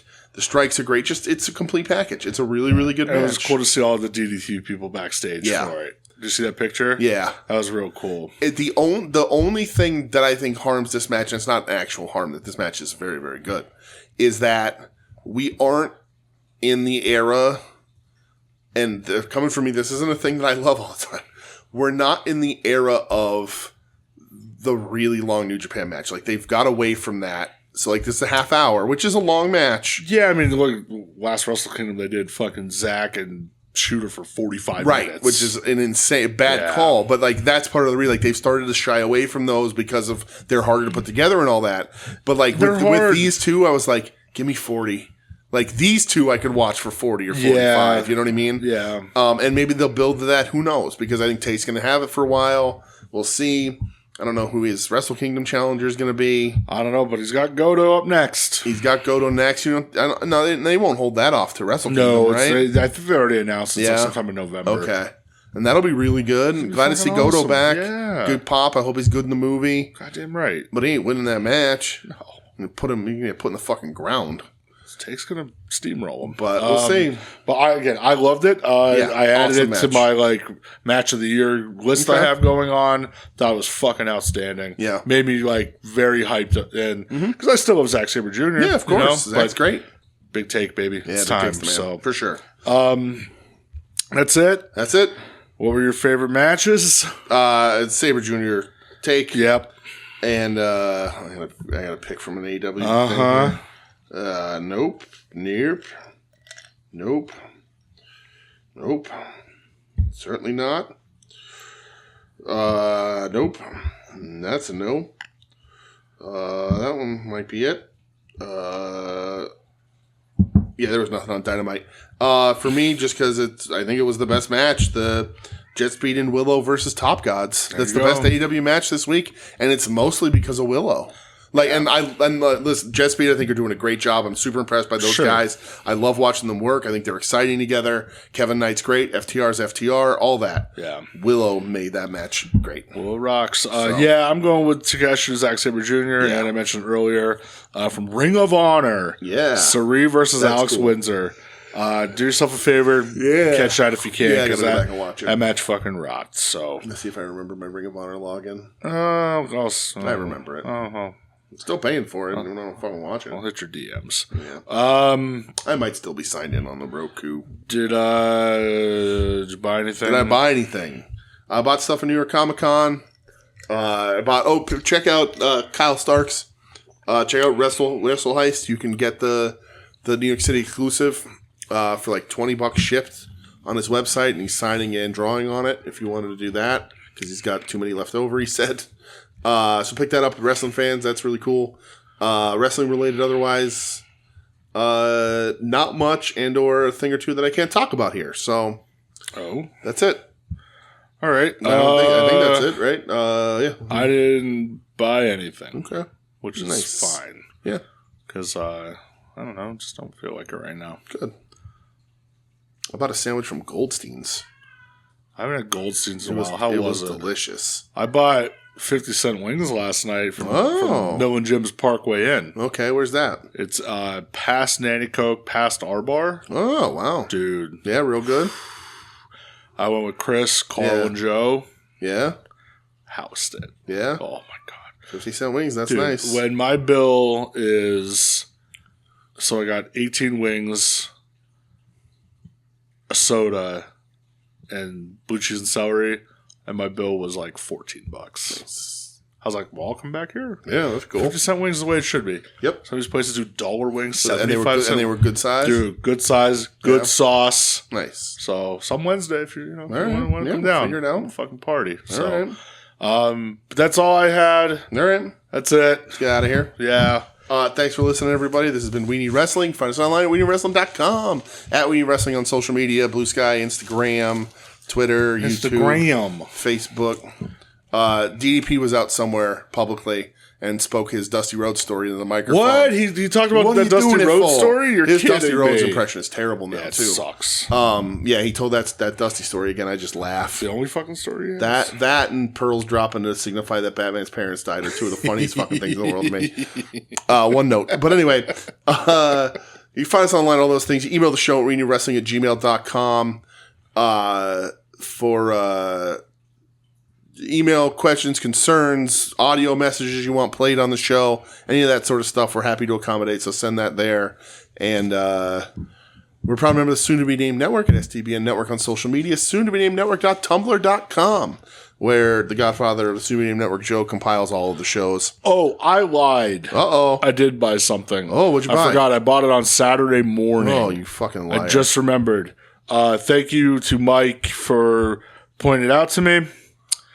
I bought it from an Instagram page that started following Mike and then started following me. And then, And then we were talking about All Japan through DMs. Vix Figs. Nice. Yeah, I followed them for a little while. He put up the homeless Inoki for like $20. Nice. And I was just like, I need to he's got good prices. So I had to do it. Sorry. Nice. Go ahead. His on-card prices are good too. They are. He actually has very fair prices. Yeah. So. Which got really hard to that one right back up, and some good sellers went away because of it. Sure did. Because they didn't want to drop the prices back down. They came up when it was hot and didn't want to come back down. Yeah, that's the fucking truth. So that's it. That's everything. Final Wrestling Place. At odds with wrestling, Longbox Heroes, etc., etc. And we'll be back. We'll be back next week talking what happened at this fucking pay-per-view. And talking Captain America #4. Maybe. You're listening to the soon-to-be-named network, the Lamborghini of podcast networks. Knock it off, nerds!